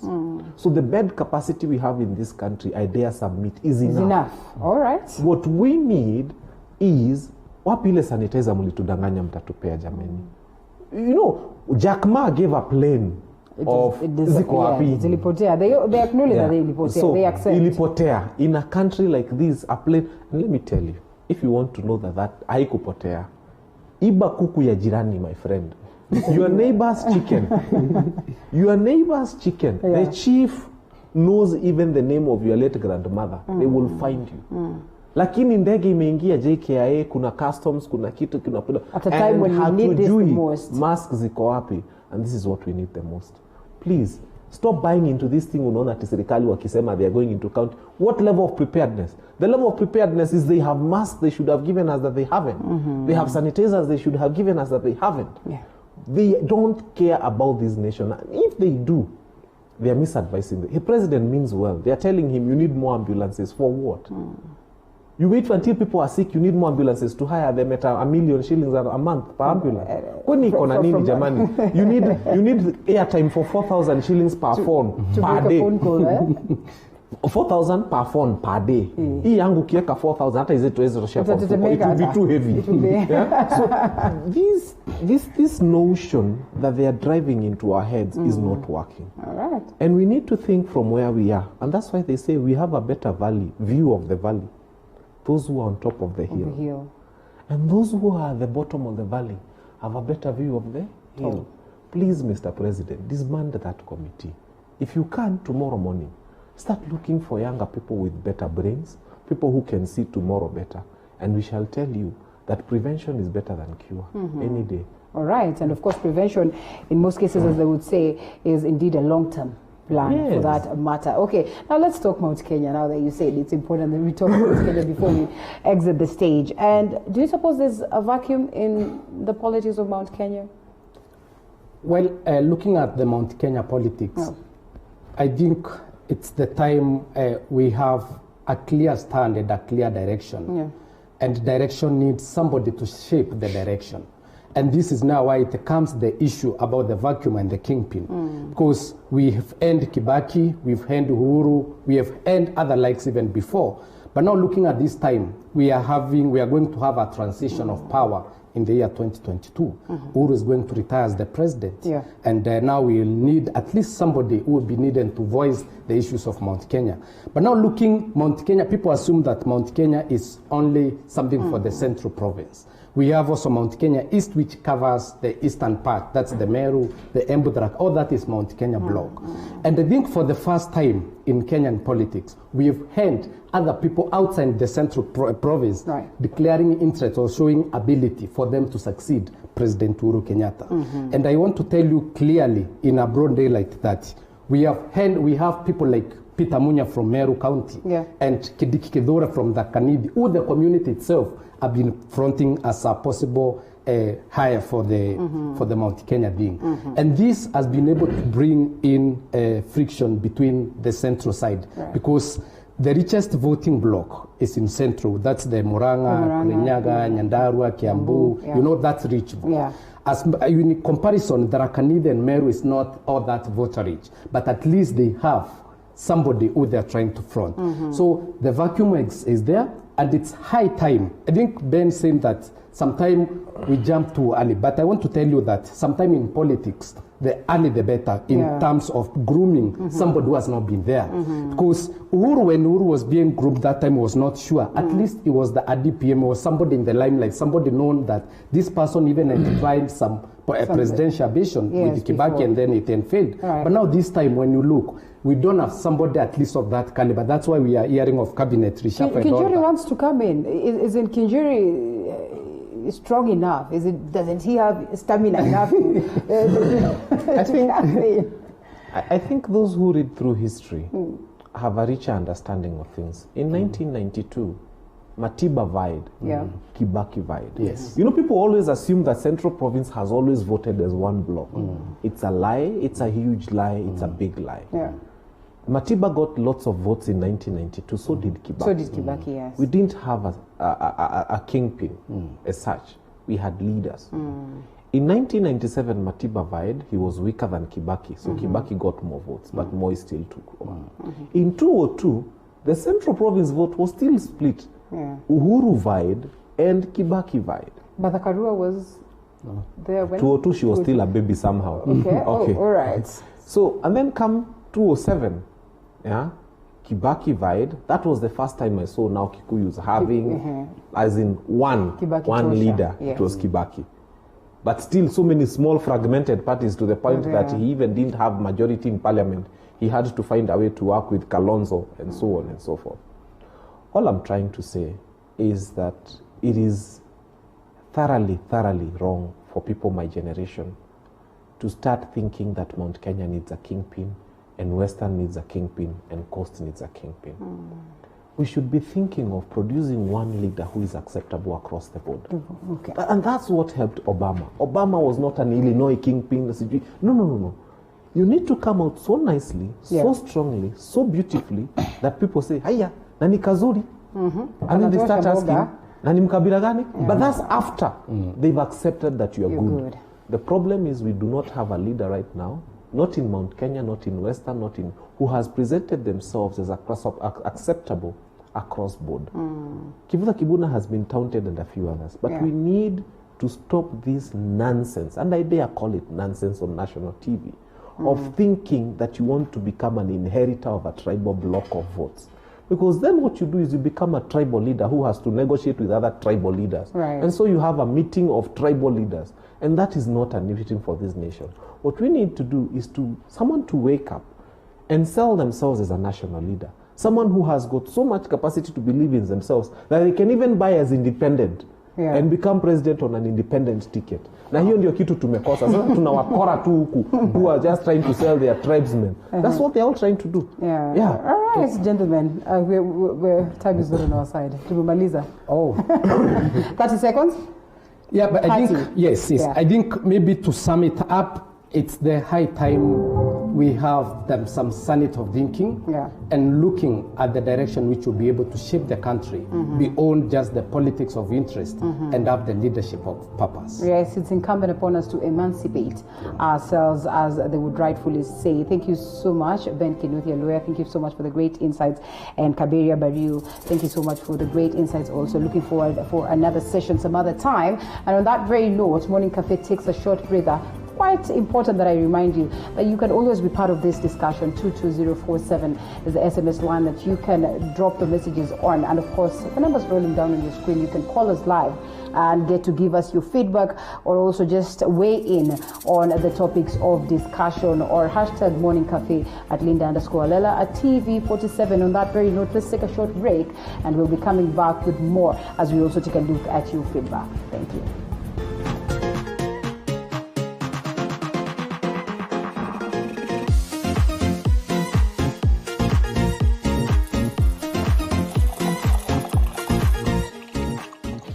Morning, and before we get to the business of the day, you know how well we do.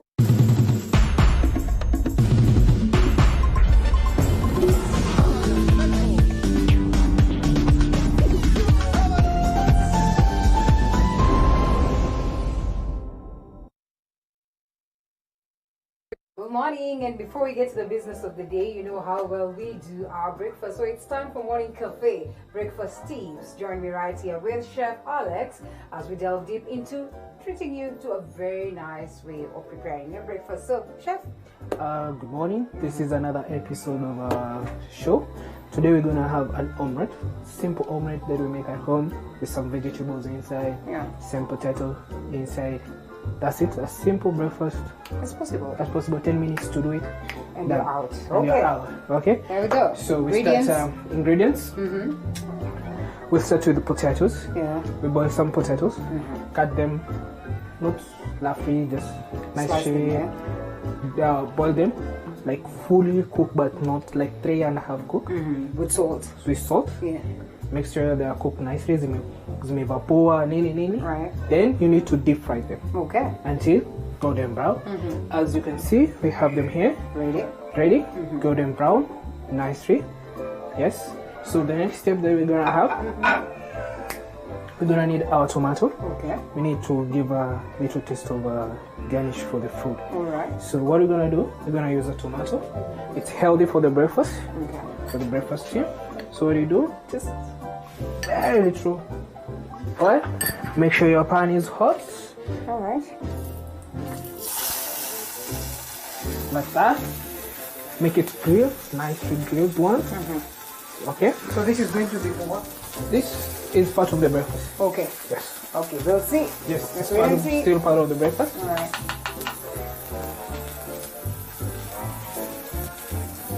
Part of the breakfast.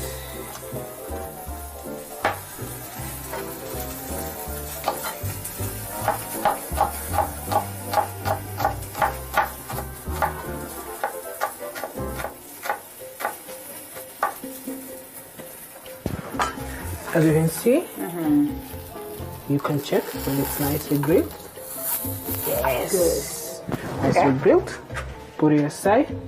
Now, for the potatoes, we still need to do something for the potatoes to give them more taste. So what do you do?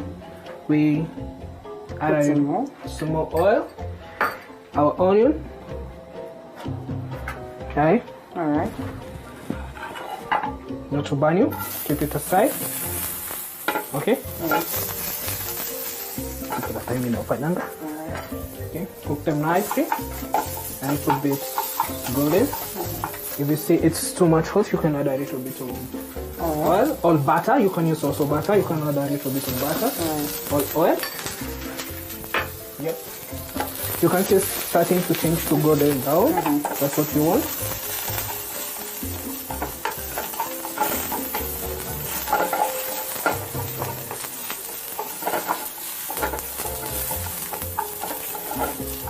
Make sure they are golden, nicely brown. Now, this time, stick your potatoes inside.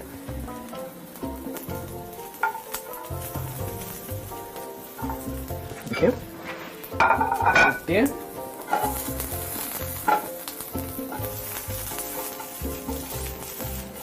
That's it. Put them nicely.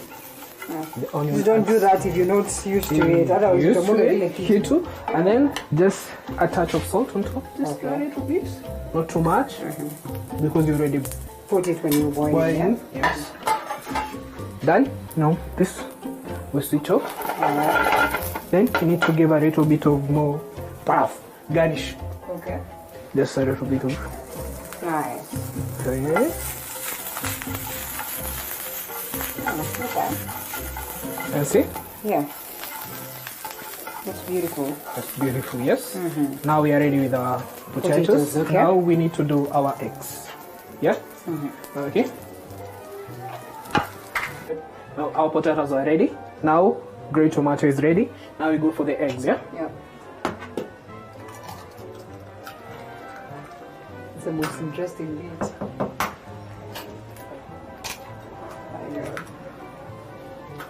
Salt to taste. Yes.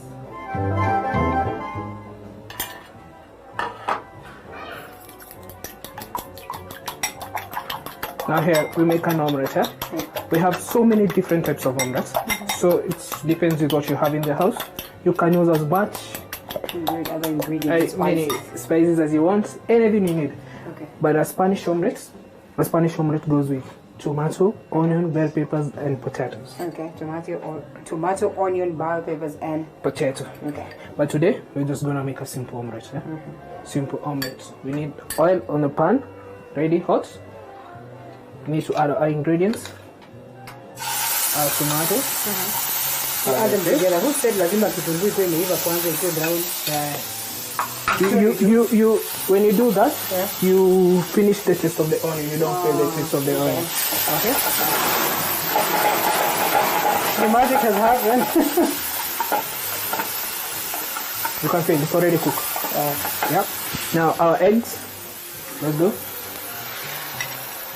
Put our eggs inside. Make sure you don't burn your omelette. Okay? We're making an omelette. Make sure you don't burn it.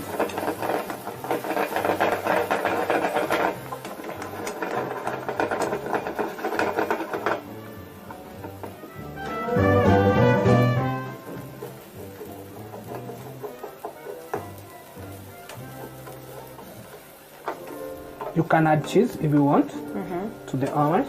Okay. And then it's sticky, no problem.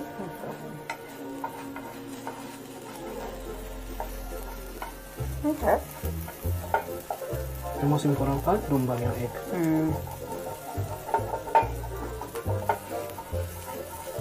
Oh.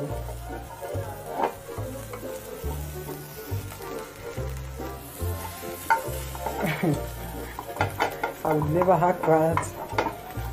Okay. Now our egg is inside. If you want to add cheese, you can add cheese. Okay. Yep. Now ready? Ready. Now let's go serve it. Ready to eat. Okay. It's very simple. Very simple. Very good. Serve it.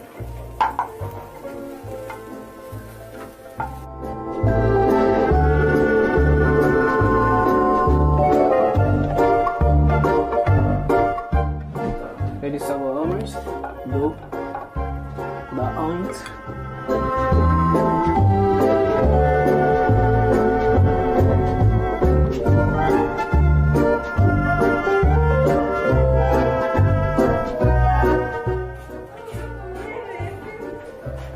Then our grated tomato.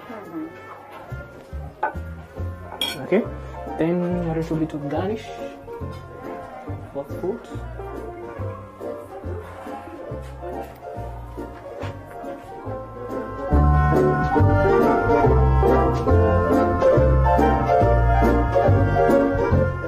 There we go. Simple breakfast, ready to eat.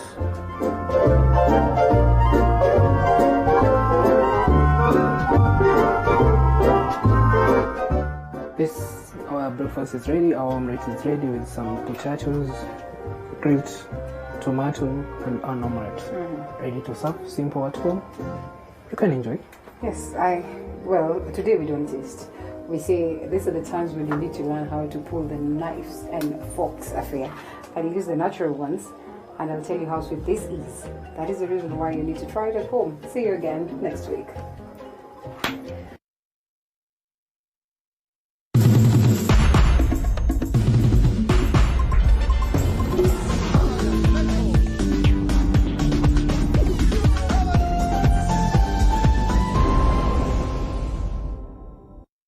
Authentic, natural.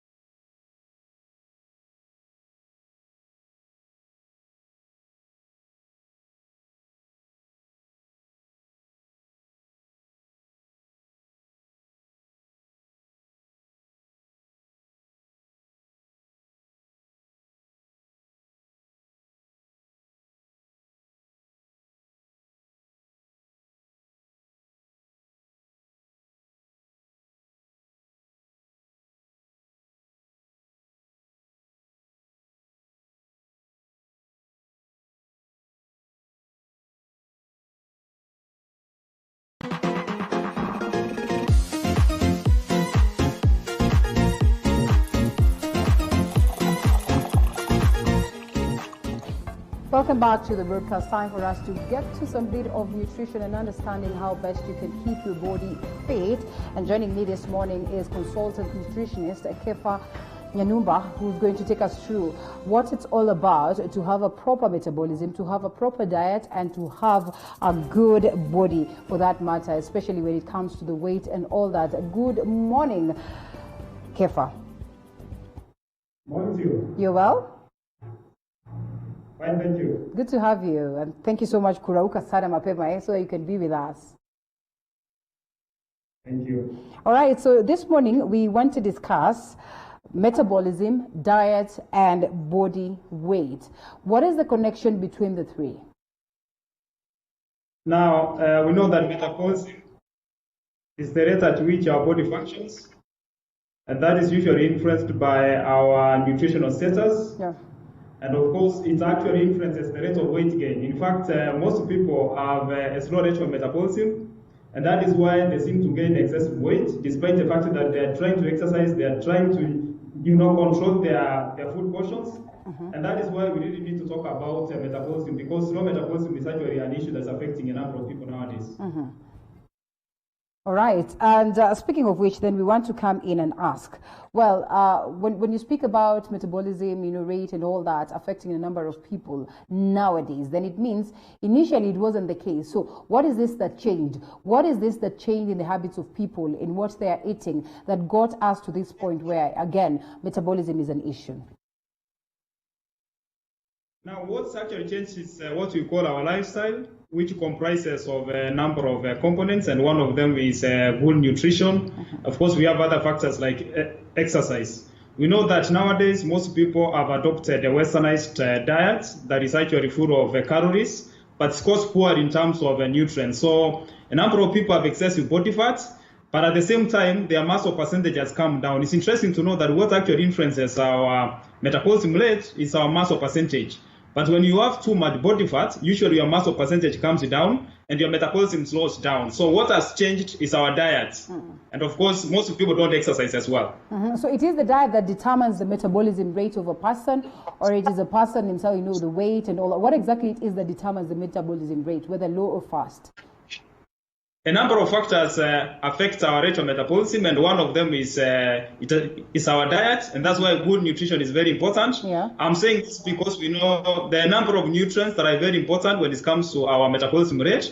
For example, we have nutrients like iodine, a very important nutrient that tends to influence our rate of metabolism. We also have other nutrients like vitamin B12 that we get from animal sources of proteins. So people who don't have a healthy diet usually have a slow rate of metabolism. Yeah. But of course, we have other factors that also affect our metabolism rate. Remember, I talked about lack of exercise, but we also have other factors like genetics. I know the number of people who have a slow rate of metabolism just because of factors like genetics. So there are a number of factors, and as I said, we also need to make sure that we remember to work on our muscle percentage, because that's the other factor that also affects our rate of metabolism. All right, now speaking of which is best? High rate of metabolism or low rate of metabolism, or it differs with the person? Now, we are supposed to have a faster rate of metabolism, not a slow rate of metabolism, because when our metabolism rate is slow, it simply means that our body will not be able to break down excess calories, and that is why we really need to make sure that we work on our rate of metabolism. So maybe the other question would be, how do you know that your metabolism rate is actually slowing down? There are a number of ways you can use to know that. First and foremost, you start experiencing persistent fatigue. There are people experience persistent fatigue. We also have other people, who actually are not able to eat 3 meals per day. So for example, they wake up in the morning and after breakfast, they cannot take any other meal. And that happens because of a slow rate of metabolism. So it's very, very important for us to know how we can actually be able to understand when our metabolism is slowing down, so that we can be able to take a step. How then does this come in, of course, to balance the weight of a person? Because I remember there are times I used to be told when you are, you're not so plump, or you're not so big, you're skinny, so to speak, you're small in size, it means it's because you have a high or a high metabolism rate or a fast metabolism rate. And when you're so big, it is simply because your metabolism rate is a little bit slow. So in this case, one would argue that it is good to have, if you are a big person, if you're a plump person, then it's good to have a high metabolism rate, and vice versa, in the sense that if you're a small person, then you should have one that is a little bit slow, so at least you do not lose out so much. I mean, where does, is this a myth? Is this how it's supposed to be? Because then you said it's important that one has a high metabolism rate. Okay, sorry. I think you need to repeat the question. I didn't get it. I'm saying there's a bit of confusion because you say it's important that a person should have, a high rate of metabolism. But the argument that we've gotten on ground for the longest of time, I don't know whether it's a myth or whether it's a truth or how it's supposed to be, is that if you are big, then it shows that your metabolism rate is slow. If you're small, then it shows that your metabolism rate is pretty much fast. So in this case, it should be vice versa. It should be the other way around. So that if you're a big person, then you should have a quick or a fast metabolism rate. And if you're a small person, you should have a low metabolism rate. So which is which? Just get it clear for us so people can know how to balance this.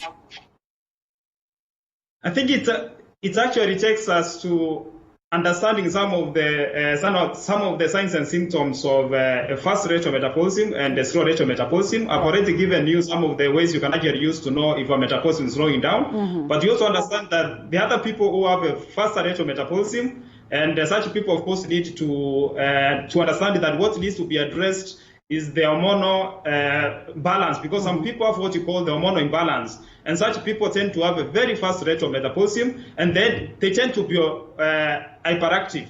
So it's very, very important for such people to, to address issues to do with hormonal imbalance, because most people have hormonal imbalance nowadays, and that is why we're also having, issues to do with the fast rate of metabolism or a very slow rate of metabolism. It actually touches on hormonal imbalance.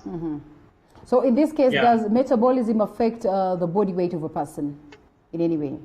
Yes, metabolism actually affects the body weight of a person because, as I said, when your metabolism slows down, what usually happens is the rate at which your body is breaking down the calories tend to slow down, and because of that, you tend to gain weight faster.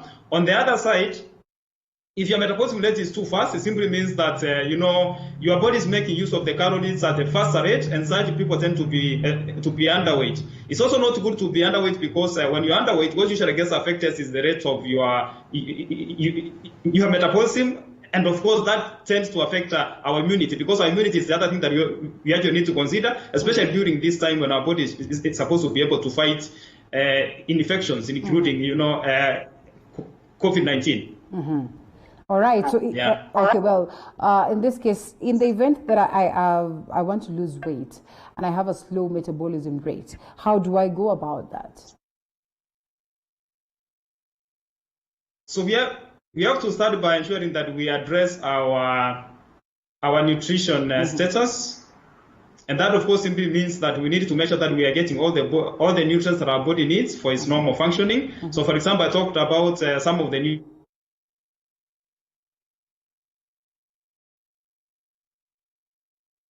I'm not able to hear you. You there? All right, it seems like there's a bit of a hitch there on Marta's sound. But yes, if you're joining us right now, remember it's important that you can be part of this discussion as we await for a consultant nutritionist, Kefa Nyanumba, to come back. So at least we can expound some more on metabolism and how best we can deal with the metabolism rates to balance our weight and how we can lose weight. Because the majority of people have been told, or this is what we have been told out here, is that if you want to lose weight, then you have to ensure that your rate of metabolism is pretty much high, so we can burn the calories pretty much first. And now we're trying to connect the three, the aspect of balanced diet, the aspect of metabolism, and also the body weight or weight loss for that matter, and see how much they meet together at a point to ensure that you have the best of body shapes and also, the best of your fit, just so to speak, or physically fit for that matter. So the nutritionist is taking us through these sessions and telling us how important metabolism is, the importance of metabolism, and how best you can ensure that you balance your metabolism rate, ensure that you fasten it even more based on the foods that you eat, based on what it is that you have. I don't know whether we've been able to get a hold of Kefa once again.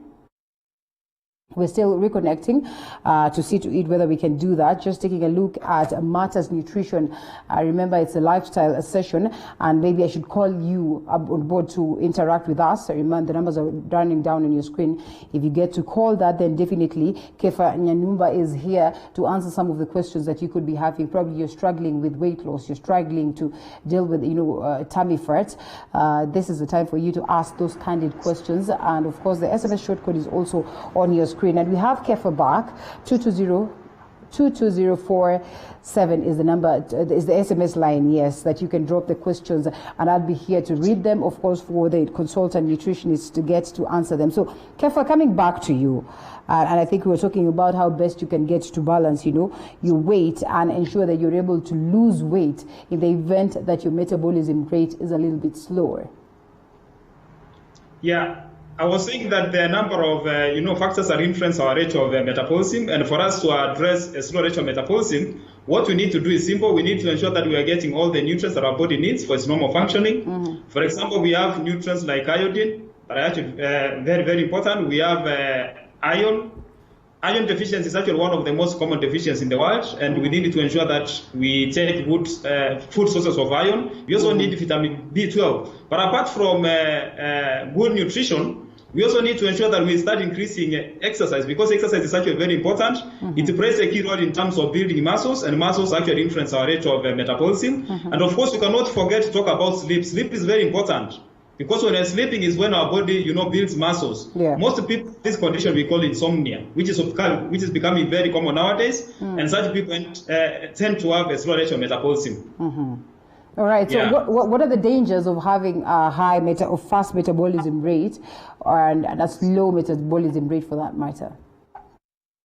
Okay. If you have a very fast rate of metabolism, you might be diagnosed with a condition we call hyperthyroidism, which is actually one of the conditions that is related to hormonal imbalance. So it's very, very important, as I said, that we are able to understand that when we get such conditions, what we need to be addressed is actually what you call the hormonal imbalance. Because, as I said, most people nowadays have hormonal imbalance, and it all touches on our lifestyle, because we've really changed the way we take our food, and some people don't even exercise. We've interfered with our rest, and to make it worse, most people are actually stressed. And these are some of the causes of hormonal imbalance. All right, and you said that it's important that we look into our nutrition, so at least we have proper metabolism. So one would then ask, nutrition, metabolism, of course, how does nutrition bring in a proper metabolism in the body?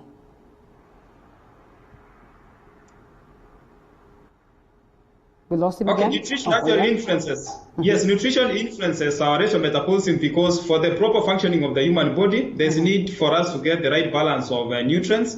I've talked about some of the nutrients that we need. And of course, to balance that, we also need to ensure that we are working on exercise. So nutrition is actually very, very important. In any case, we can actually not talk about exercise before we address the issue of the nutrients. And that is why we tell people to ensure that they don't skip their breakfast. One of the challenges most people have nowadays is the fact that they're not able to take a breakfast.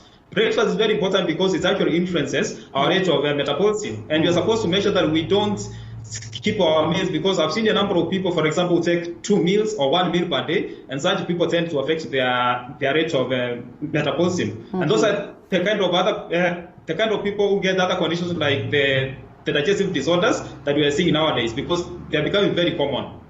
All right, so how do I get to figure out my metabolic time as it stands? Sorry?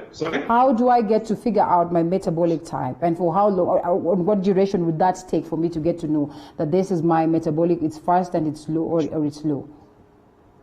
Yeah, so it actually takes us back to what I talked about. When you understand how to know when your metabolism actually slows it down. For example, if you take 1 meal per day and you feel full throughout the day, then that simply means that the rate at which your body functioning is a bit slow, because it actually influences a number of, the body's housekeeping processes, including your digestion rate. So if you just take 1 meal and you feel full, then you need to be concerned because your metabolism is slowing down. And so in this case, you say that with nutrition, allow me to cut you short. So in this case, you say that once you identify your metabolic type and you probably are not comfortable with it, or it's not doing you justice in terms of your body balance and all that, then you can change that through the nutrition or through the foods that you eat?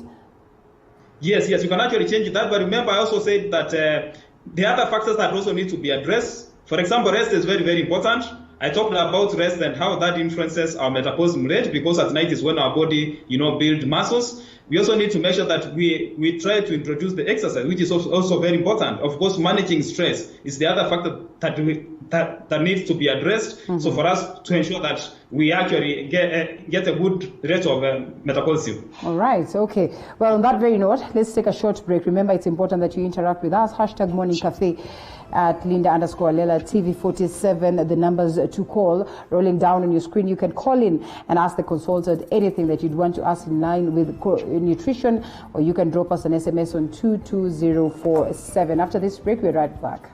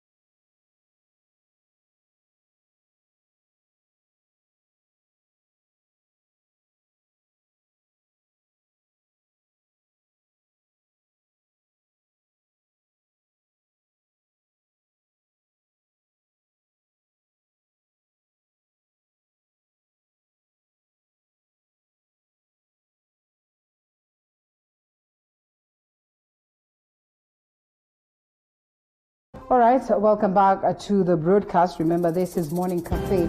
We're at that time of lifestyle conversation, and we're talking about metabolism in relation to, of course, how best you can deal with your body weight. The diets that you're supposed to have to ensure that you have your metabolism check and your body weight check. And of course, if you're just tuning in, Kefa Nyanumba is a consultant nutritionist, is the one who is taking us through this particular session as we get to understand some more on how best we can deal with our metabolism rate as a people. And of course, Kefa has been taking us through the importance of metabolism and ensuring that it's in the best of shape, and what it is that you're supposed to do to ensure that you balance your metabolism, ensure that you fasten it or you lower it based on the foods that you are eating. And we're coming back to you, Kefa. It's still is surrounded with so much myths on how metabolism affects weight.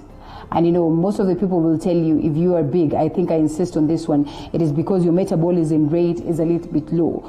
Just make it clear on whether this is true or this is not true. And if it is not true, then what is it that causes so much weight in a person, and what is it that a person is supposed to do to ensure that they're able to lose or ensure that they have the best of weight? In fact, as I said, the challenge people have nowadays is not even eating more food. I know everybody nowadays is food intake. It's food. It's because our metabolism is actually too slow, and of course, to make it worse, we're actually eating the wrong foods. I mean, people are eating a lot of refined foods. And these are the foods that are actually converted into fat very fast. Our body is actually very intelligent. It usually knows when you take abnormal foods, and the body converts them into fat very fast. And of course, with the excessive body fat, what usually happens is our body breaks muscles. And because of that, our metabolism tends to slow down. Meaning, for us to be able to manage obesity, what we need to do is first and foremost to address our rate of metabolism. And when your metabolism is actually faster, what usually happens is our body is able to break down the calories. I mean, what I tell people is to ensure that they work on the metabolism well, and once they do that, of course, their body will be able to take care of the quantities of the food they're supposed to take. Now, speaking of calories, can a calorie restriction break down metabolism? Sorry? Can a calorie restriction break down metabolism?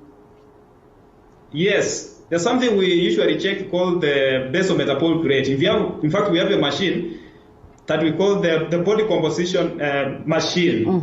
It actually takes it checks a number of parameters, including our body fat, the muscle percentage, the body water. It also checks our bone mass, and of course what you call the basal metabolic rate. Now, basal metabolic rate is the minimum amount of calories that we need when we are not active. We also have what you call the active metabolic rate, which is the amount of calories we need to take when we are active. So if you don't actually get these calories from your food, what usually happens is your body tends to slow down the body's housekeeping processes to conserve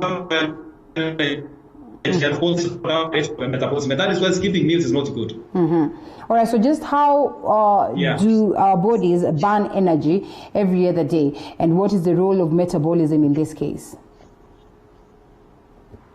Okay, for the body to break down excess calories, what usually happens is we need to increase our exercise, especially the aerobic forms of exercise, like brisk walking, skipping, etc. Because that is actually what tends to increase our rate of metabolism, and in the process, our body tends to break down the excess calories. But before you talk about breaking down the excess calories, it's very, very important for us to address the source of the calories, because it does not make sense, for example, if somebody eats, fast foods that are full of calories but empty in terms of nutrients, but at the same time, you want to break down the calories. So you need to address the root cause before you even increase the exercise. If you do that, you use less effort to manage your weight. All right, and speaking of which, metabolism can vary a lot between people, and that brings a lot of confusion, because when we're talking about diet and nutrition, you find that there are people, say we lock ourselves in a room and we decide that we're going to have the same food, the same amount of food, the same meals and everything,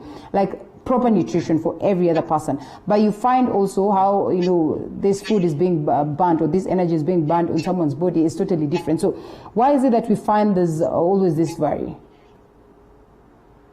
Number one, it usually depends on our body muscle percentage, because we are actually different. Some people have more muscle percentage compared to others, meaning people who have more muscle percentage will tend to break down the calories faster compared to people who have less muscles.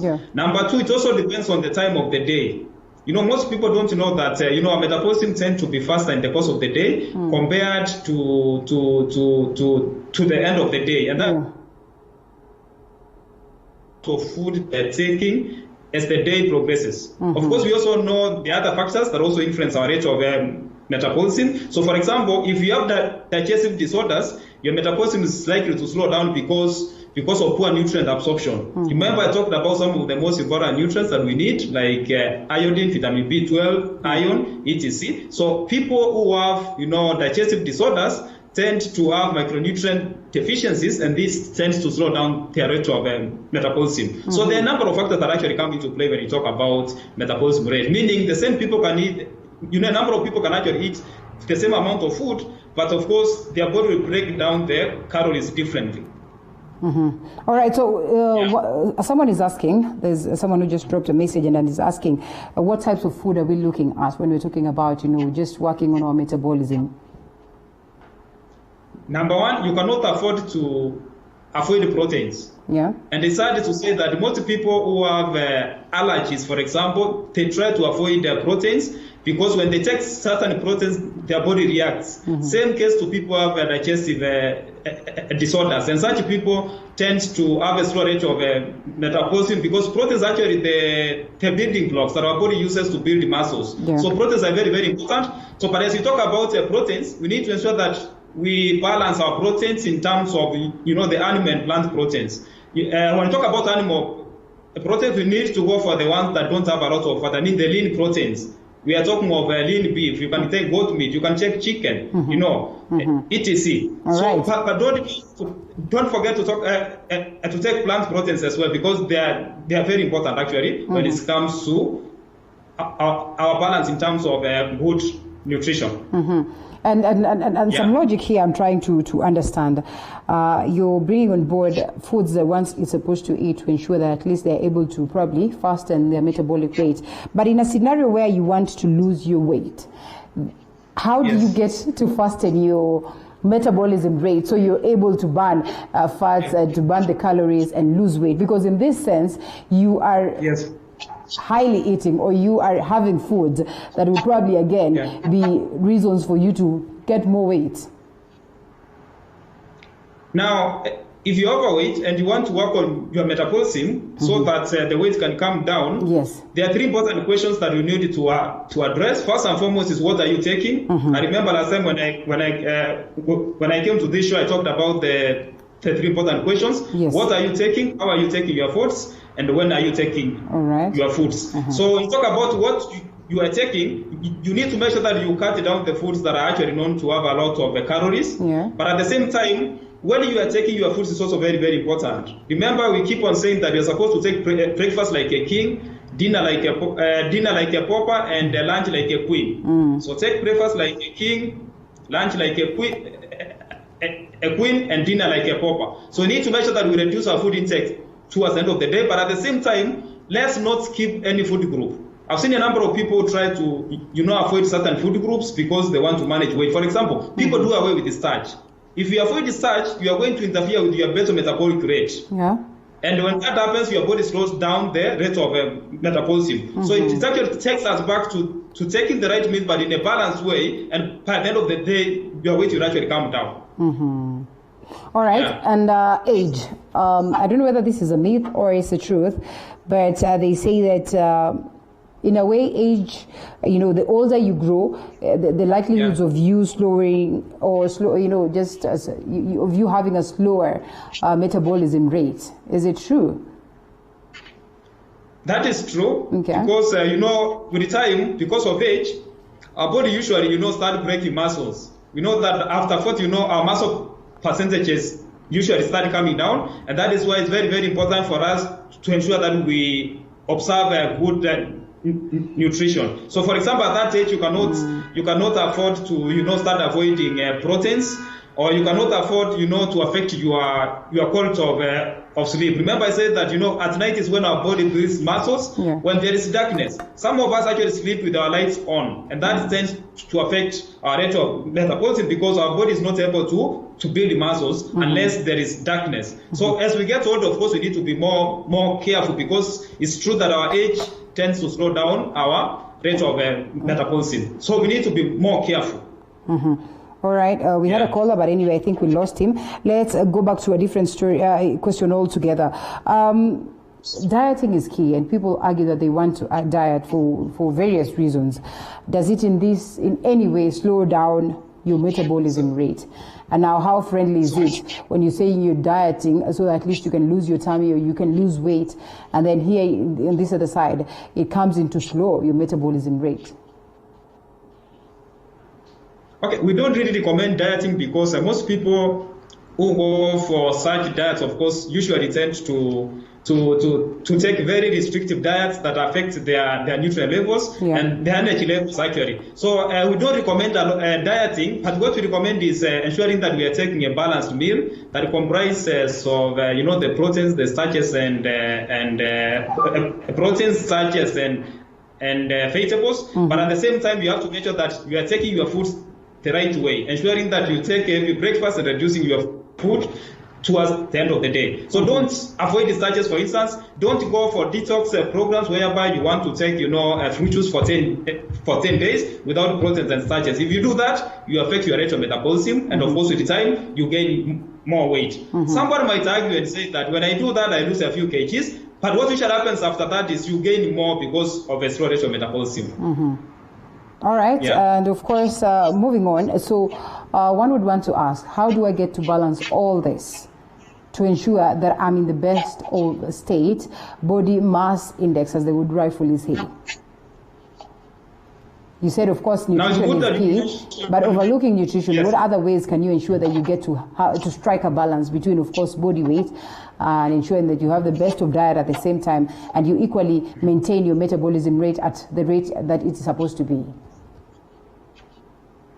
Okay, it's good that you've talked about BMI, because BMI is one of the parameters we use to determine if our weight is within the recommended range or not. And of course, for us to get a good BMI, good nutrition becomes very, very important. But beyond that, we cannot forget to talk about exercise. Exercise is actually very, very, very important. You need to ensure that you engage in regular forms of exercise, different forms of exercise. And the most important thing about exercise is that to be consistent. Consistent is actually something That is very, very important. But you cannot forget that rest is the other part of the equation. I'm stressing on that because the number of people, for example, who take too much food because of lack of rest, because at night is actually when our body produces the hormones that control our appetite. Yeah. All right. Of course, when you talk about that, we look at infants, we look at young kids, and most of the times you find that mothers are grappling with the fact that, there's constipation and the babies are not able to poop, and they're struggling with different, solutions of just trying to ensure that they get their children to that level of comfort. What really informs this, especially also when you look at, breastfeeding babies?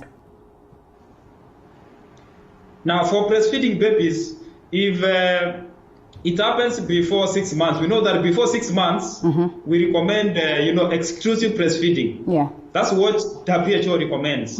If constipation happens before 6 months, then we don't address the child. We are supposed to address the breastfeeding mother. Okay. Because what they actually take is what affects their children, because children get everything from the breast milk. And in such a case, we are actually interested to know what the mother is taking. At times it's because of issues to do with the electrolyte imbalance, for example, the sodium-potassium balance, and that of course takes us to what the mother is eating in terms of their diet. Some of them don't take enough water, which is also very, very important when it comes to digestion. Some of them don't actually take foods that are very good in terms of fiber content, because we know that fiber is also very important when it comes to digestion. So we focus on addressing what the mother is actually taking. But in case the child is above 6 months, then we are interested to know some of the complementary foods that are actually provided, because at times we give our children foods that can actually affect them in terms of their digestion process. So for example, we have seen parents giving small children a lot of bananas, which have a lot of potassium. Potassium tends to affect our digestion process, but what we usually do is we try to find out what they are taking so that we can be able to identify what needs to be addressed. All right. Well, and the most common mistakes, apart from dieting, that we do that get us, slowing down our metabolic rates, what are these, and what should we avoid apart from dieting, apart from having the best of nutrients? Okay. Some of the common mistakes that we usually make apart from dieting is especially when it comes to a food combination. Yeah. I'm saying this because there are people seem to be eating the right foods, but they still get lifestyle diseases, or they still gain a lot of weight. For example, the people wake up in the morning and they want to take, for example, porridge, which is very good, brown porridge, which is very good, but they want to take the brown porridge and sweet potatoes. That is a lot of starch. You see, brown porridge is not bad, and sweet potato is not bad, but it's the combination. Yeah. Some people have high blood pressure, for example, they want to wake up and actually taking, for example, is coffee and sausages. Coffee has a lot of caffeine, and sausages have sodium, and that's a very bad combination, especially for people who are hypertensive. Some people want to take, a very nice meal. For example, people take rice and beef and vegetables. But now the mistake they make is to still add chapati to that meal, or potatoes. Those are some of the common mistakes people make, and that is why they seem to be gaining a lot of weight, because they're taking the right foods, but the wrong way. Yeah. All right. So in terms, all right. In terms of nutrition, what would be your parting shots in how best we can ensure that we get to balance our diet very well, to ensure that at least we're able to deal with our weight, and most importantly, to maintain the proper rate of metabolism in our bodies, or in our bodies? Okay, when we talk about weight management, it starts by asking ourselves the right questions, which is supposed to be not how can I lose weight, but why you are getting the weight, because that's actually what takes us to the root cause, and in most cases is simply our lifestyle, which is our nutrition and the exercise. So in terms of your food intake, as I keep on stressing, the most important thing first and foremost is don't skip your breakfast. Breakfast is the most important meal of the day, and reduce your food intake as the day progresses. Number two, ensure that you're actually combining your foods the right way, because that will assist you not to take too much of certain food groups, like people take a lot of starches. You also need to ensure that you don't take refined starches, because our body converts them into fat very fast. After you've taken care of the diet, you also need to measure that you are good in terms of exercise. Try to ensure that you get at least 3 days of exercise, and the most important thing is try to be consistent. Consistency is actually the most important part. All right. And of course, don't forget to take water, because water also plays a key role when it comes to weight loss. All right. Thank you so much, Kefa Nyanumba, consultant of Matters Nutrition. It was great having you this morning, and I'm sure you've picked something or gathered something that will be helpful to you, especially for the people who are out there trying to gain weight or even lose weight, in terms of the importance of metabolism on this. On that very note, we wind up on that particular subject, but not before we take a look at some of the feedback from the road users. And of course, we have a majority of you who are out here in the road. It's a Monday morning, and we know how much Mondays can be, especially at this time when business is almost coming back to, of course, the usual thing. And I'll pick about 3-4 feedback from different parts of course, the city, in terms of what the roads look like. And J8 tells us that Thika Road is bumper to bumper. Maybe you can opt to use Juja Road, just passed by a while ago. It's flowing very well. There you go. And actually, well, there's one here. Happy people. Evergong Road in Kusonga. That is another tweet by @Simon CH. I won't read 43855. That's quite a huge one. Yes, just telling us what it is like wherever it is that he is. And here we are, Utali Muthaiga Trench. As you can see, it's not business as usual. The traffic is pretty much huge. So if you're using, that is technically Thika Road. So if you are approaching this direction, you need to know what it is that you expect. It's not very cold or chilly, or it's not raining, but yes, traffic is terribly bad right there. And of course, I remember the days cops in unmarked cars would stop and arrest drivers on Thika Road for driving with one hand. Well, there you go. I think times have changed, especially at this point of Toa Kitu Kidogo. Mombasa Road from Simba Cement grinding plant towards Athi River, Niteke. It's not so bad along Mombasa Road. Namanga Road from Kajiado, same. Engineer Achie is the one who tells us that there's not so much traffic. Accident at Kimbo along Thika Road towards Juja. The driver of a private car tried changing lanes for highway, slowed down and was hit by a Kenya Mpya bus. Thank God no one is hurt. So if you're approaching that, you know what to expect. Another trench over what is of course here at Muthaiga Utali. I guess that is what is actually trending, is a polite way of telling you ni kubaya. So here you go. And police anakubaliwa kupiga gari risasi. Balua niko nayo na nimepata, na bado anapiga gari risasi. Hiyo ni haki kweli? Of course, well, of course, maybe, I mean, if you have the letter and you know where to take it, I think it's important that we address that. And of course, that's more like it. Namanga Road at Kitengela, traffic is moving, and I think those are the key roads that we have this morning. And feedback coming from people. London Highway, I mean the beautiful Ngong Road, is super clear.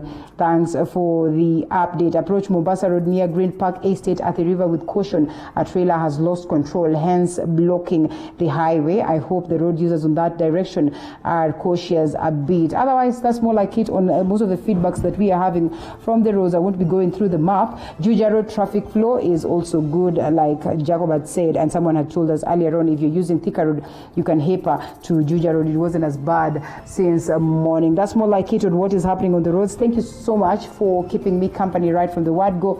Up until now, I think it's time then that we get to wind up Morning Cafe as we look forward to a great week. And you can be rest assured that we'll always be here every other day to ensure that your week is well catered for. My name is Linda Alela. We have so much in store for you at TV47, so ensure that you keep it TV47. As we always say, it is the home of untold stories. See you again tomorrow, same time, same place.